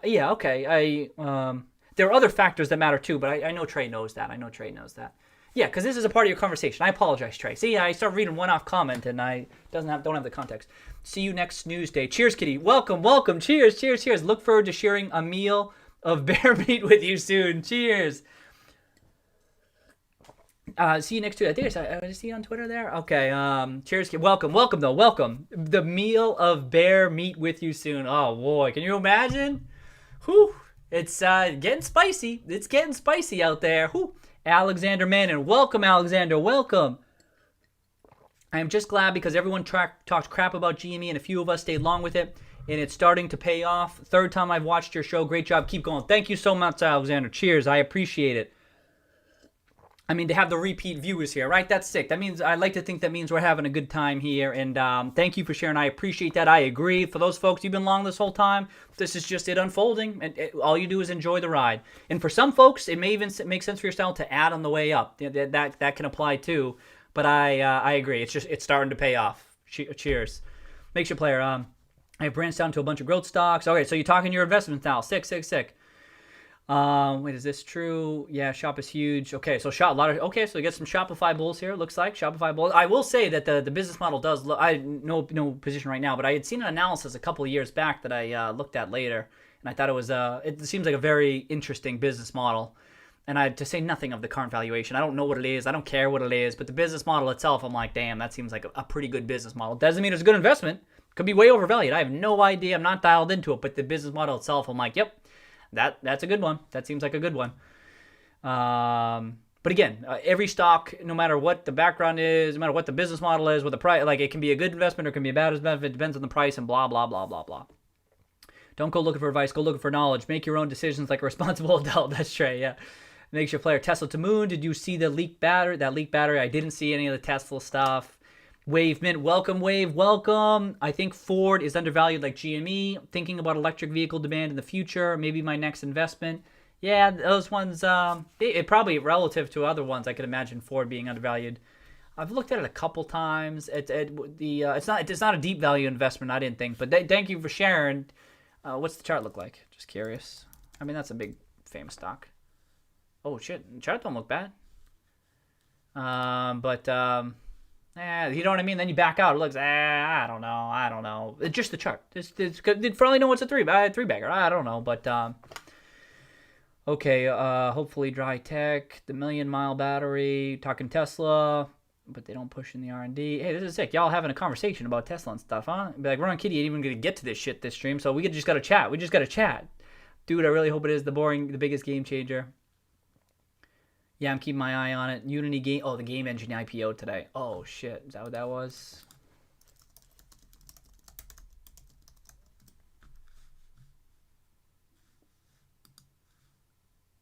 Wait a second. Is Unity the one that developed that technology? Is Unity the... Oh, shit. I didn't catch up. They're the ones who developed that sick technology for these gaming consoles, right? I think that's. Oh, I should. You think I should know if yes, they did. Thank you. I saw that. That's sick. I didn't. Oh, jeez. I didn't even know they were going public. Ticker is U. All right, let me check that out. Shop has been a beast. Yeah, Shop. Okay. Let me check these out real quick. Ah, shit. Yeah, look at this chart. Look at this chart. Beast. Okay, so I talk about like terrific, unbelievable charts. Boom. There you go. Terrific. Incredible. So this, I didn't, but if you had known what the business model was and you were a little bit of a visionary as to see where this stuff could go, this would have been really, really bullish in 20. Oh shit, that was when that article. I think that was when I had read.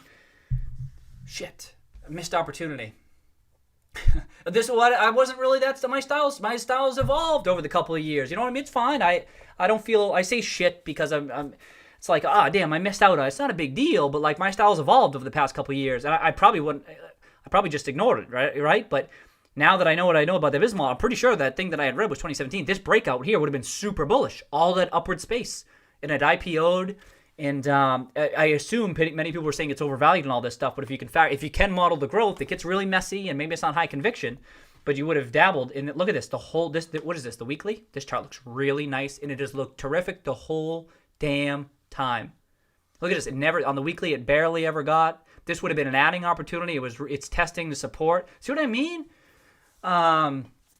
Like technical analysis would have been a huge, and maybe you would have oversized it a little bit just because of how good the chart looks. But it never would have been half your portfolio or something, unless you are like a tremendous fundamental, a tremendous analyst of tech fundamentals and business models and so forth, which many people are, not me.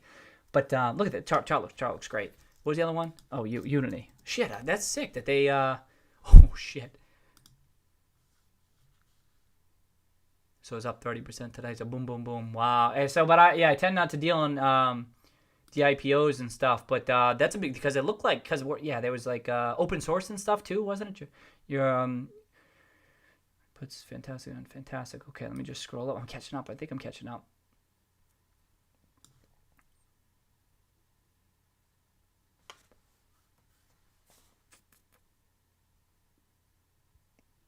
Here we go. Unity, yes, Trey, under you. Writing puts, Jordan. Writing puts have been a great idea since the summer. So much downside protection for value plays. Writing puts is an interesting supplement to the portfolio. Yeah, I bet writing puts has been a good strategy on a stock like GameStop, right? Props to the folks who did that because I think that's been a good strategy. Trey, I think I may wait in the pullback from Unity. I'll just say you're thinking about investing in Unity. Yep, great software. Barry is actually a doctor. Yeah. The Big Short trade. The Big Short just isn't as good as Wolf of Wall. Well, yeah. You don't think the Big Short's as good as Wolf of Wall Street? Oh wow. Ooh, first of all, I forgot about Wolf of Wall Street. I don't know that Wolf of Wall Street could be top 5. I should have caught up to this. Okay, let me keep going. Trey, Moneyball, the best investing movie because they're trying to get the correct value performance from their players. Yeah, that's value investing, right, Trey? Yeah, it's sick. And that's the thing. Many people overlook it as an investing movie, but I'm like, it's the best value investing movie specifically. I think it's right. Let me keep reading these. And then see you next news day. Invested a couple of others. See you next news day. He said invested in IDEX. All right, let me take these down. I don't know IDEX. PDS is in the Roaring Kitty portfolio. Heads up, see you next news day. Long-term thoughts. Also, I believe PDS is in the portfolio. Yes. Oh, so you already knew that. So good call. It is. And I noticed Barry. Barry's very clearly watching these streams, seeing what the Roaring Kitty portfolio is invested in, and then takes the picks. I mean, everyone knows that's what he's doing. But I saw it was in his portfolio too, but in a small position. But one thing, I'll just say this quickly, on PDS, one thing I've been waiting for, and I haven't been getting, is the insider buying. I've been pretty damn disappointed. It's a Canadian driller. Oh, now is it Canadian driller? Is it still Canadian? Canadian driller, right? But the chart looks terrible, and it hasn't really been bouncing all that well. And the insider buying, I've been really disappointed in the lack of insider buying. I don't know what they're... It's here.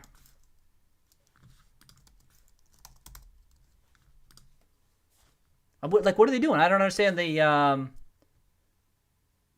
Look at nothing. Disposition, nothing. So that's been kind of a knock. As just like an energy type play, I think it was okay, and I'm waiting for something. Sometimes I'm just waiting for something. Did anyone write anything on it? Just quickly. Like no one, like it doesn't really have. Yeah, no one's really talking about it. Yeah, I don't know. For me, it's like turning into evolving. I used to be big on it. I used to be real big on it. Now PTEN is a bigger energy player, and HP was too. But I got it in the portfolio, and I would add. I'm just waiting for. Sometimes I'm just waiting for something for what that's worth. I don't know IDIX, but I noted it. Makeshift. I need to see that. Heard good things about Moneyball. Oh, you got to check out Moneyball. Moneyball's sick. The first time I meet this channel, we were like 10 or 15 on the live streaming. I think we will be increasing just like the price of GME. Cheers, Hugo. Let's hope you're right. Let's hope you're right, Hugo. Cheers. Trey, make sure, yeah, they basically employed algorithms to choose their players. It's really insightful, even though the end result isn't what you expect. Basically, I think it's just telling how much of a toss-up statistics actually are. Think so? All right, well, you said you like it, so that's... I mean, because I know why you're saying that, Trey. I get why you're saying that, but yeah. Okay, I get your point. But I like that you like it. Some investors like Moneyball and an investing movie. But I wasn't Wolf of Wall Street. I'm not knocking. I like Wolf of Wall Street. It's like a crazy fun movie, right? I mean, sometimes you see some of those scenes. I start dying laughing with some of that shit. It's like deliberately over the top, and like some of the scenes are really my type of humor. They're kind of just like shooting the shit. It almost looks like they're trying to make each other laugh. I like die laughing, which is unlike all the other investing movies I listed. So in that light, it's a little bit of it's a nice addition to those top investing movies.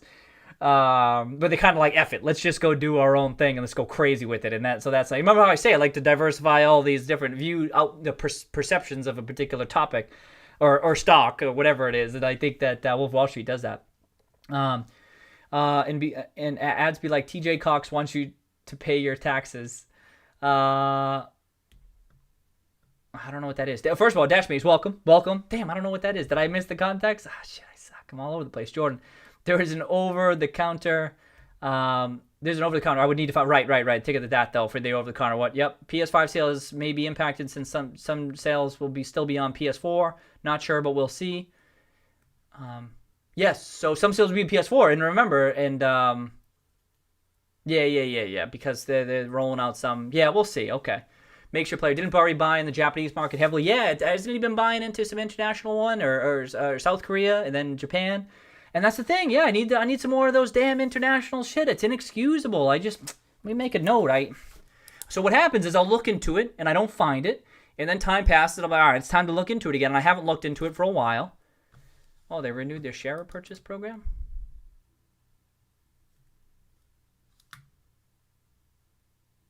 10% of the float, that ain't shit. I'll take a note and then I'll forget about it. Then I'll look in 6 months. And then sometimes I'll find it. I'm like, oh shit, okay, so they have this stuff now. But just like I'll have patience with my stocks, I'll have patience with tools that I'd want to use. I just need to wait it out and wait for them to be developed. But yeah, I think he's bullish on that stuff. And I saw it. I'm like, damn, I can't even get involved in that stuff yet. I mean, I could, but it's just a lot of work. Okay, the new IPO launched in June. Okay, well, I'm going to play the new Call of Duty. Cheers. Peace out, Trey. Have a nice weekend. Have a great night. Have a nice weekend, Trey. I just released the alpha of Call of Duty. Oh, sick. I didn't know that. For pre-order, Trey, the alpha is free to play. Pre-orders already. All right, so it's sick. Call of Duty one's out. Just a way to try before it's free. Plus zombies mode. I just sent those stickers via Twitter. Okay, Jordan, I'll check them out. I will check them. Even if I don't check them out during the stream, I'll check them out and ever hear of. Yeah, I know Beyond Meat. Oh, then the lifestyle and wellness got a Beyond Tobacco trademark. The trademark alone seems valuable to me. All right, that seems like lines. Yes for the win, Jordan. Yeah. So again, this too seems like that's not my style, Jordan. I mean, first of all, the Beyond Tobacco trademark seems like it could be value. I don't know how to value that. So, like for GameStop, but like I think like Game Informer could have value, but that's a bolt-on asset to the rest of the thesis. So if that's the only thesis for TAAT, that makes me a little bit uncomfortable. It's not to say it's not a bad pick or anything like that, but just for me, where I get my conviction from, I would need a bit more than that. Maybe they have free cash flows or something. I'm not sure, but I'll check those out. But I have a question for folks. What do folks think about this claim? I'm well, I'm almost done. Let me finish this up. Shit. How close am I? Get lines. Yes, GME for the win. Damn, Jordan. Uber case. I was saying, note my stock twits post from this afternoon, the portfolio position. I think you disable. Damn it. Okay. I didn't disable links. It must come like as default. I apologize to everyone. Re-enable links. We need to be able to share links with each other. because we're trying to do research together. You know what I mean? Like, this is stupid. So I didn't realize that there was a thing. Someone told me last stream. Someone told me on Wednesday, and I said I'd look into it, and I forgot. Enable links. So let me do that, just so we don't hit this again. I apologize for folks trying to share links. That's my bad. Jamal, the TAT is a good story. Good management team. Owner sold. Jamal is saying here. The TAT is a good story. Good management team. Owner sold his first company for $1 billion. CEO from Philip Morris. Manufacturing contract with a big tobacco company. IP rights. 50 million market cap. Yeah, all right. I mean, it could be a good story. Some of those can be good stories. Those can also be like 100-baggers. Those really small ones that have a good story. Like, I can't imagine it would be more than a very small position, if at all, only because of what I just said, Jamal. Like, those types of attributes are more like things I would like to see in addition to historical free cash flows or a strong book value or something of that nature. But Jordan sent me those tickers, so I'll look into them. Make sure player. I think it's overvalued. I bought it back under 200. Oh, we talked about Shopify. I just trimmed it for some GME, Shopify. Yes, they did. Ticker is you. Shop has been a beast. Your writing puts comment was on the money. Fantastic supplement for a value investor. I've written hundreds on GME. Nice. Okay, so puts writing, popular. There's also an options pricing arbitrage opportunity for long-term bulls. If you create a synthetic long position, BTO at the money call, STO at the money put, or recreates the up and down side of owning the stock. Yeah, see, I don't usually do these types of things, but these are legitimate strategies that can be profitable over the long term. It's like an option strategy. I focus more on the stocks, but thanks for sharing, Uber Kicks. I don't. For some folks, they might be interested in something like that too, for at least exploring more option strategies. Jordan, thanks. Good idea. Write and puts for value guys and gals. High flying IPO. Maybe I'm wrong. Seemed to sell off for maybe a month and then rally really hard. Watching this IPO season closely. But without the capital, although you're on margin, be careful and understand your risk. You would just leave the cash aside for strike price, the pricing of the puts. Yep. Talking puts. Sick. I'm pretty sure Barry copies Roaring Kitty portfolio. See, Makeshift Player knows. Cheers, Makeshift Player. Makeshift Player knows how this works. I'll be talking about some stock. We check Barry's 13F. Boom. All those stock picks on there, right? That's why Roaring Kitty keeps it a secret, so Barry won't be copying him so much. Oh, but now Barry sees everything, right? Now he's going to see all this shit. Shit, I didn't think about that. He's going to be front running me, right? Oh, damn, that's funny. Jordan, Wolf of Wall Street is a GIF paradise. So much fun. Bad, yeah, kind of crazy film. Yeah, it's a fun investing movie, right? It's a GIF paradise. I love that, right? You get some sick GIFs out of a movie. That's always dope. Uber Kicks, basically my example above. Yep, more option strategies. Uber Kicks. I like that idea. Thanks for sharing. Okay, I caught up. Anyway, who are some credible authors and posters for GME on different sites? Quick walkthrough. Yeah, I do that. So, okay, first of all, let me show you a couple right here. So, this is for some. Let me just see you next Tuesday. Roaring Kitty Discord. No Discord. I know that's been growing in popularity for folks, but no, I don't really. I'm not on Discord. I've poked around it, just checking some stuff out because a lot of people share Discord links, but I'm not on there. Justin on Seeking Alpha saw analysis, and Justin was on the stream, as we all know, on Wednesday. That was dope. Uber Kicks. I meant to say the implied volatility in the puts is not the price. I think that was obvious though. Uber Kicks with the option strategy. I think this is the first time we've had some complex option strategy shared. So thank you. That's a nice element to the stream too. Talk about this as an educational stream. That's something that I don't really have too much experience for super complex stuff. I understand it, right? But I just don't implement it all that much. But it's something that would probably be a lot of folks would be interested in, especially these days. I know it seems to be increased interest in options among people. So indeed, thanks for sharing, Uber Kicks. So to see you next Tuesday. So here's some people. I think I get some bookmarked here, right here. So here's a couple of folks. This isn't comprehensive or anything like this, but these are some folks, and I don't even agree with all these folks on some of the stuff that they've written over the years. But they've said something, and it seems like they've made they're not. Like they got their finger on the pulse of things. Like at least they're consistent in their analysis, so they get some good tidbits. So there's just a couple. You can pause it there and check that out. But I follow them. You can check. So if you go to my Seeking Alpha, I got a Seeking Alpha. Go to my profile. Who am I following? I do. So there should be more people to the. Oh, so there's gonna be a lot of GameStop folks here, right? But check this out. There's more people that should be here. I kind of added this. I was trying to put together the other videos that I had, and I'm like, oh shit, I gotta add these people on here. And so some of these people too, they don't post articles. Check the comments, because some people do some good comments and some insightful comments, and then you can track their comments over time. But there should be more, so I apologize. There's definitely more people who I do track and do follow, but I put this together quickly a while back, like follow, just trying to toss them on here. And What else? Is there anything? Oh, and then here's some funds too. Here's some funds that I track. I should be more. And then you can see. Can you see who I follow on Twitter? You can kind of see who I. Although there's a ton on Twitter. That's not a good. Twitter's not a good one for analysis because there's a lot of non-analysts on. There's some analysts on there, but you probably had a better chance on this. I'll follow some more people on. So anyway, in the future, check out my Seeking Alpha. Check out who I'm following. I'll try to be more diligent about adding these folks. But check out some funds. Twitter or stock Twitter. Oh, like stock twits, Twitter. This could be some good folks on stock. So I've been on stock twits. I've been on there, and I should check back in. I haven't checked back in as much these days. I'm sure it's great. Had been on it a couple of years ago, and then I check in occasionally for certain stocks just to see what the chatter is. There's been a ton of GameStop chatter. The board there has stocktwits.com, same username. Oh, you're on there. Yeah. So Uber Kicks. Are you on Seeking Alpha too? I think Uber Kicks. Oh, are you not? I forget. Lots of noise, but lots of noise. So stock trade. So yeah. So sometimes I've checked them out, just poke around, but sometimes it's super active and it's hard to. I guess you can always block stuff too, but it's hard to track a lot of stuff. But that's where sometimes there's not a lot of chatter about a stock on Twitter. There's just not many people talking about it. I'll go to Stock Twitch for that. I'll be like, is there anyone talking about this? And so I like it for that. Is there? Lately, there's been a lot of chatter on Twitter, which has been good. But sometimes I'll go to Stock Twitch, but I'm definitely not. Oh shit! Do I have an account there? I should. I don't know if I do. But there's some folks here on StockTwits tonight, and I'm sure some of you have been sharing some good insights. I don't know who's on StockTwits and who's not. I know now Uber Kicks. I assume you are, and there's definitely some knowledgeable folks on there, and that's their go-to, which is interesting, right? This is the evolving investing community where we're all over the place, right? And it's important to keep your finger on the pulse. So I appreciate you sharing. In fact, I should make a note. Instagram and StockTwits. Let me check that out. What else are you saying? StockTwits. So Twitter. When I talk, usually Twitter. But I don't know if there's anyone you can follow me on there for analysis if that's what you're curious about. But here's the funds. Sorry, funds.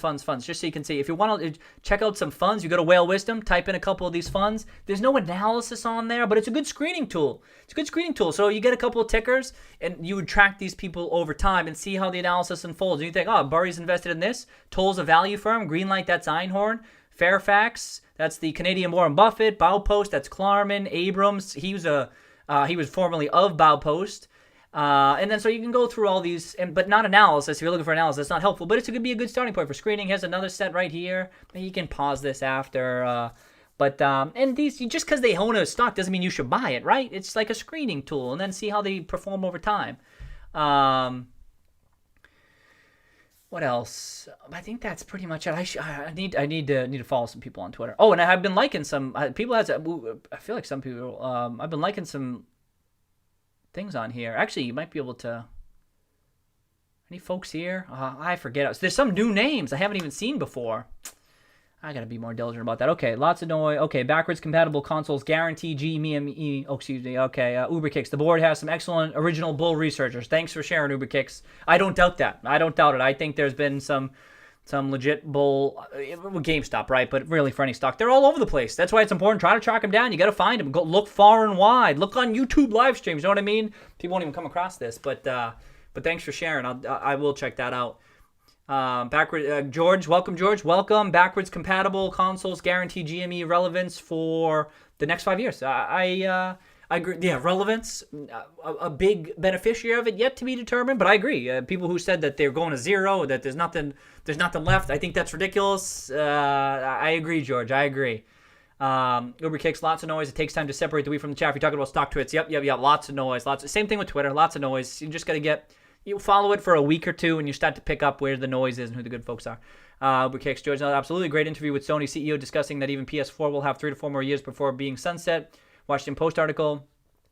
There you go. Are you getting an Xbox or PS5 makeshift player? Oh, you asking me? I'd like to get both if that's possible. They're all sold out.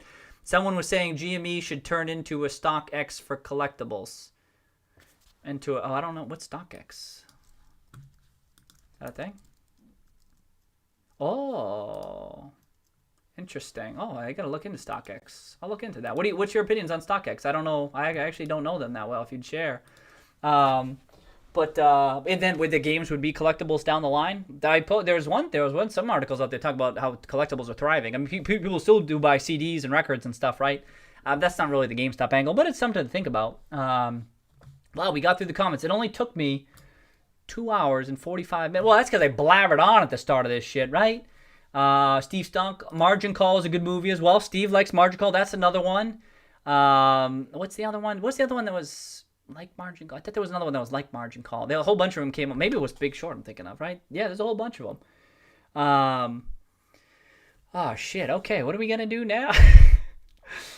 Boiler Room. Oh, Boiler Room. That's another That's like a classic, right? Boiler Room. Damn, that's it. That is a good one. Now it's like nostalgic for me. That came out in like wasn't it like in the late 90s? That was like the original Wolf of Wall Street type shit, right? Yeah, that one's like that's a classic. I like StockX. They seem like a good company. They're supposed to authenticate their shoes, but I have heard people are receiving fakes from there. Oh, okay. So like, yeah, and footwear's super popular, right?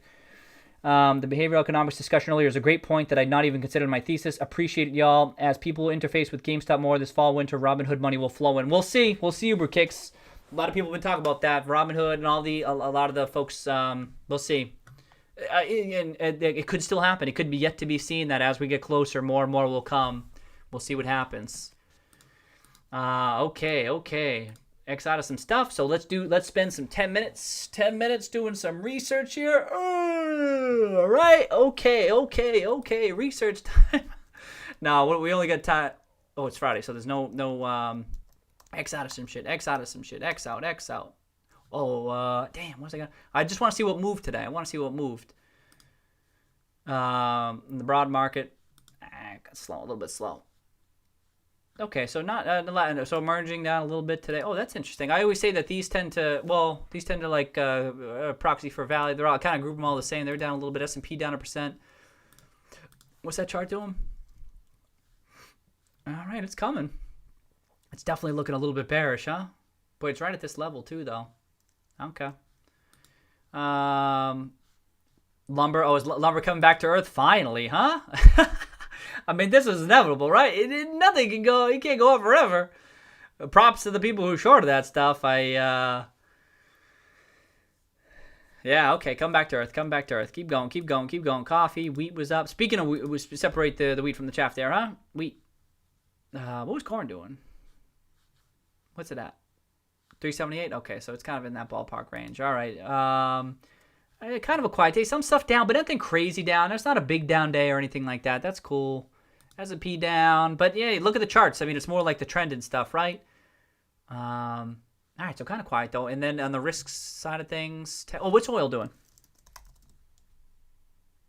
Oh, it's come up a little bit. Still kind of noise. Still noisy. But it was looking a little bit negative there. Come back up. It still looks a little bit... it's oversold a little bit and then come right back up. We'll see what happens.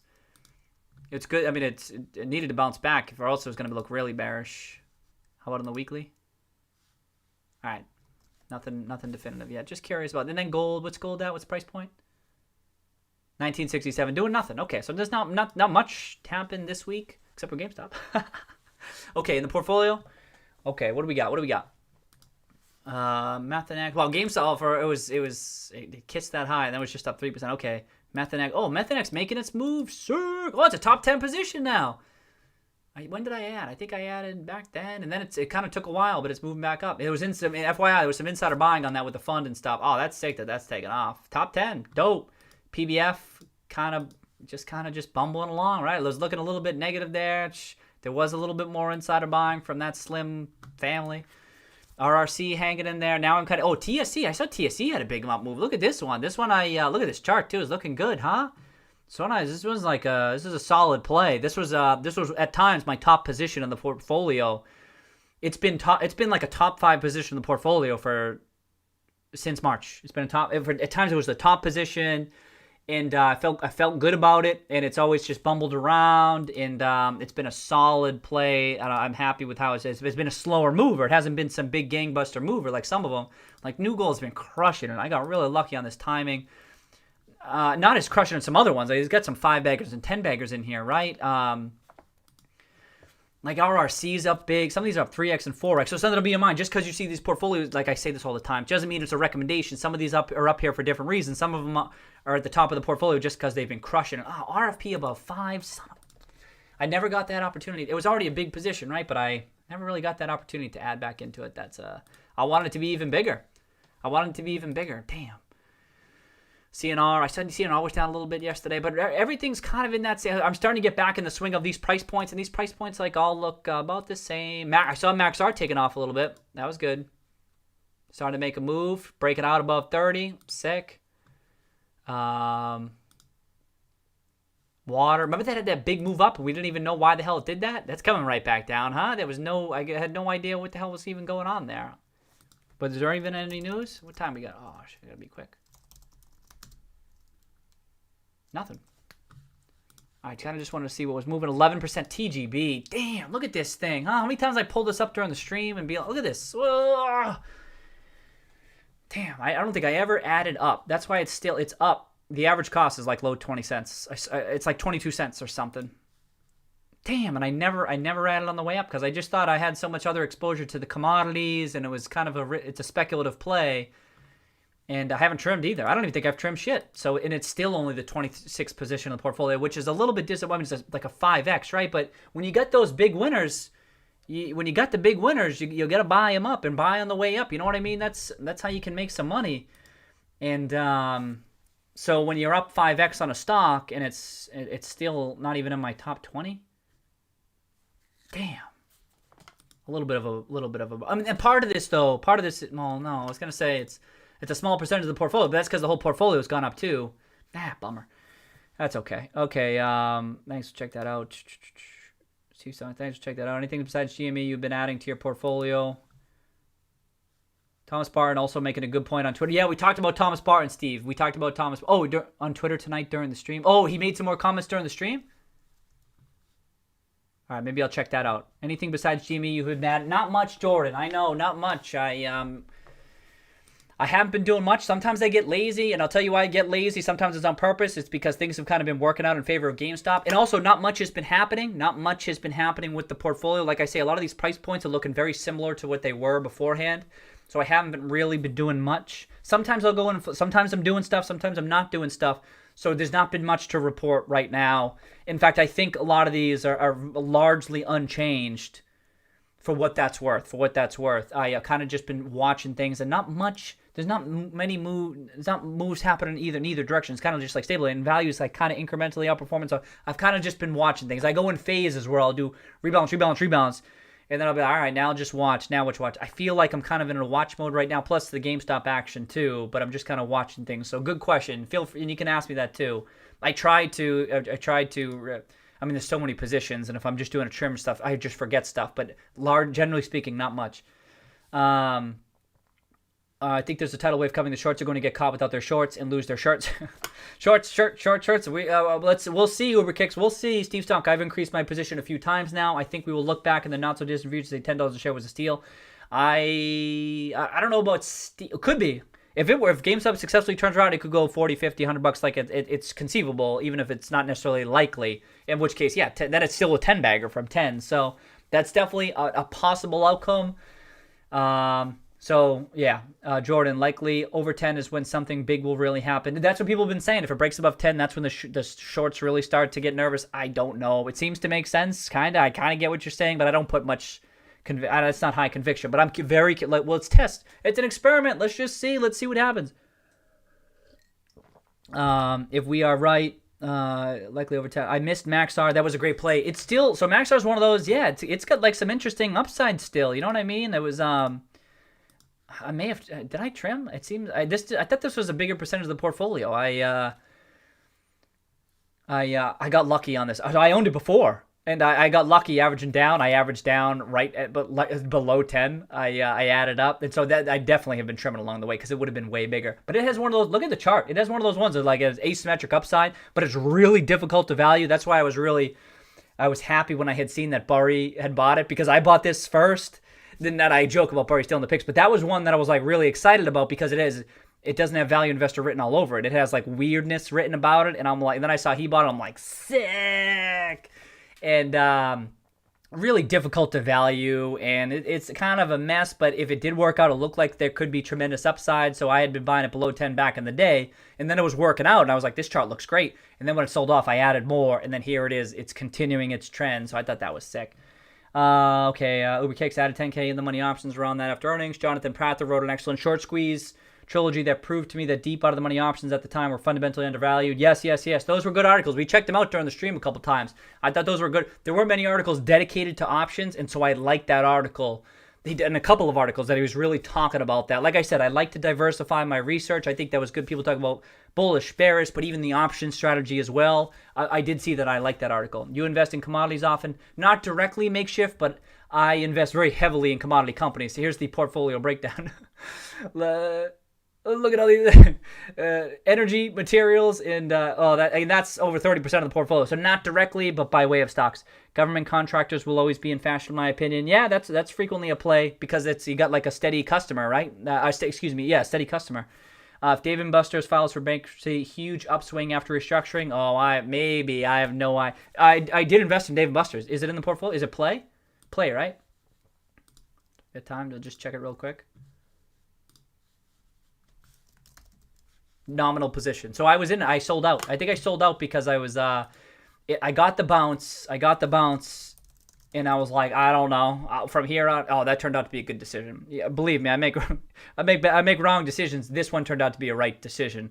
Where I got the run up. I don't remember when I sold, but I bought in when it was like getting its ass kicked. I was looking for plays that were getting their ass kicked for the bounce back. And it bounced back, and I was like, all right, that's good enough. But now I'm not so sure because this is really tough to assess how it's going to perform in this new environment. I didn't know, but I went to a Dave & Buster's in March. It was crazy. I was like, holy, like it was like right before everything went crazy. I thought that was nuts. Jordan, that's why I didn't buy. I didn't know how to value. Okay, Barry was a big tell for you. And interesting. What do I know about satellite? No, so, well, I didn't know. No, I saw Barry got involved after me. I bought it first. I'm not saying, I'm joking. He's still the thing. It was a big tell for me that I was excited that we had similar analysis of Maxar. Because, there's a good article. I'll tell you what, Jordan. There was a good. I remember this because this was good now. There was a good article written about Maxar. Well, I don't even know how you pronounce it. Is it Maxar? And when did I get involved? I don't remember. But was it Celestian? It was probably one of these ones. He wrote a whole bunch, so it must have been him. But there were a whole bunch of good articles, and I really liked the upside. I'm like, oh, this looks interesting. I can't remember. Oh, maybe it wasn't this year. It had to be 2019. Oh, shit, so it was 2019. It couldn't have been that one. It was 2019. Where was it? But that was, for what it's, still could have been, so, damn, I don't remember which one it was. For what it's worth, I believe that's how I came across it, Seeking Alpha. And I said, and then I saw the chart. And then I'm like, this looks interesting. And then I bought into it. And then I'm like, I was excited because it wasn't your traditional value play. Like GameStop is kind of a value play. And some of the other value plays, but this one was a little bit different. Like it's just a mess. So Jordan, it was tough to value. What are you gonna do with it? What the hell are you gonna do? It's so messy. But that's what I say. This is why value is only one factor. If there's other things you like too, like insider buying, or there's a fund or an investor who owns it that you like, or someone wrote a really good article, or they talk about some catalyst that's coming up. There could be maybe it won't be a big position in your portfolio, but maybe, and I'm just shooting the shit, and I'm just thinking out loud, Jordan. This isn't necessarily directed at you, but just there can be other reasons to play it. It sounds like there are, based on some of the stocks you shared today, Jordan, that you already know that. But for me, like I'll still take a position even if I don't know how to value it, because I don't want to just block out those companies. But in the back of my mind, I know, all right, maybe this is a lower conviction play. But if I see significant asymmetric upside, I'll still take the position. You know what I mean? Wait, Dave & Buster's are near bankruptcy? Yeah, play. I heard Ryan bought into play, but I don't know if true. I haven't heard anything. Nothing confirmed publicly. I've seen Makeshift Player. We know Ryan Coe is a highly conscious investor in GME, is the only third party. Right, that's all I've seen too. He's referring to my comment, started at 19 in 2017 and averaged down and heavily skewed. Oh, okay. I'm close up to 100K now. With the Bari came after me comment. Yeah. I just make it a joke, but it's legit. Of all the plays, I'm like, because I didn't think any value investors were interested in something. It seemed like a really weird one, and I'm like, yes, all right. I've got to feel like there's a lot of overlap there. Well, it's always a pleasure to watch you, bro. Cheers to you. Oh shit, it's 10. Oh no, we went over. The fact that the consoles had disk drives plus the balance sheet convinced Dr. Barry from everything I've read. Yeah. That's right. That's exactly it. It was. I always thought the play was super simple and obvious, and it was just a matter of the thesis, just the narrative changing, and that's kind of what's happening right now. So, yeah, cheers. Well, have a good weekend, Hugo. Have a good weekend, everybody. I'll go a couple minutes later. I just wanted to see what the hell was moving today, just real quick. IPI was up 10, but it still got whacked though. All right, let's see some green. Oh, I said on one of those streams I was looking at call options on BTU a couple weeks ago, and it has doubled since then. I did place an order and it didn't get executed.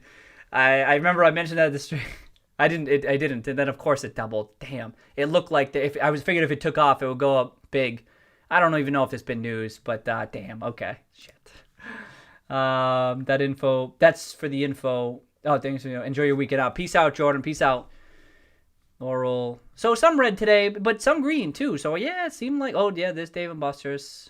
Okay. So that's just about it. Okay, so yeah, good chat, everybody. Huh? This was sick. Lots of folks here. We spent the whole damn time chatting, but it was a big week, right? The still GameStop focus. For the folks who don't know, we believe it or not, occasionally we do analysis besides GameStop, but GameStop, like I've been saying, been front of mind. Big position for me. A lot of folks are interested. A lot happened. There's a lot to talk about. Obviously, this will change over time. I think people will be less interested in it, but it's the stock I'm most dialed into, so it's fun to chat about. But yeah, I'll give some more thought about different streams and stuff like that. Uber Kicks, thanks for sharing a lot of your thoughts today too. Welcome. And good conversation as always. And then yeah, for GameStop, we'll see what happens next week. Definitely that price action Monday and Tuesday. I'll be curious to see, especially into the Xbox announcement and stuff, and we'll see what happens. But right now, just tracking the news, tracking the filings, watching the price action, really the same shit we've been doing this whole time, just seeing what unfolds. That's it. Like the thesis has already been developed, and now we're just watching what happens. We're in that state of mind. So let's. It looks good though. It looks good. That's all you can. That's what I'd say. And that's it. All right. So cheers, everybody. Got to finish the beer. Cheers. Been great chatting. Have a nice weekend. I'll play that other. Oh shit! What's that intro video that I should play? Oh, yeah, I'll play this one. All right, very interesting. Oh, Kira, cheers, Kira. Welcome, and thank you. Thanks for coming. Nice having you. Okay, peace out, everybody. Have a nice night. Have a nice weekend. It's been terrific. Enjoy the kitties. These are the dancing kitties.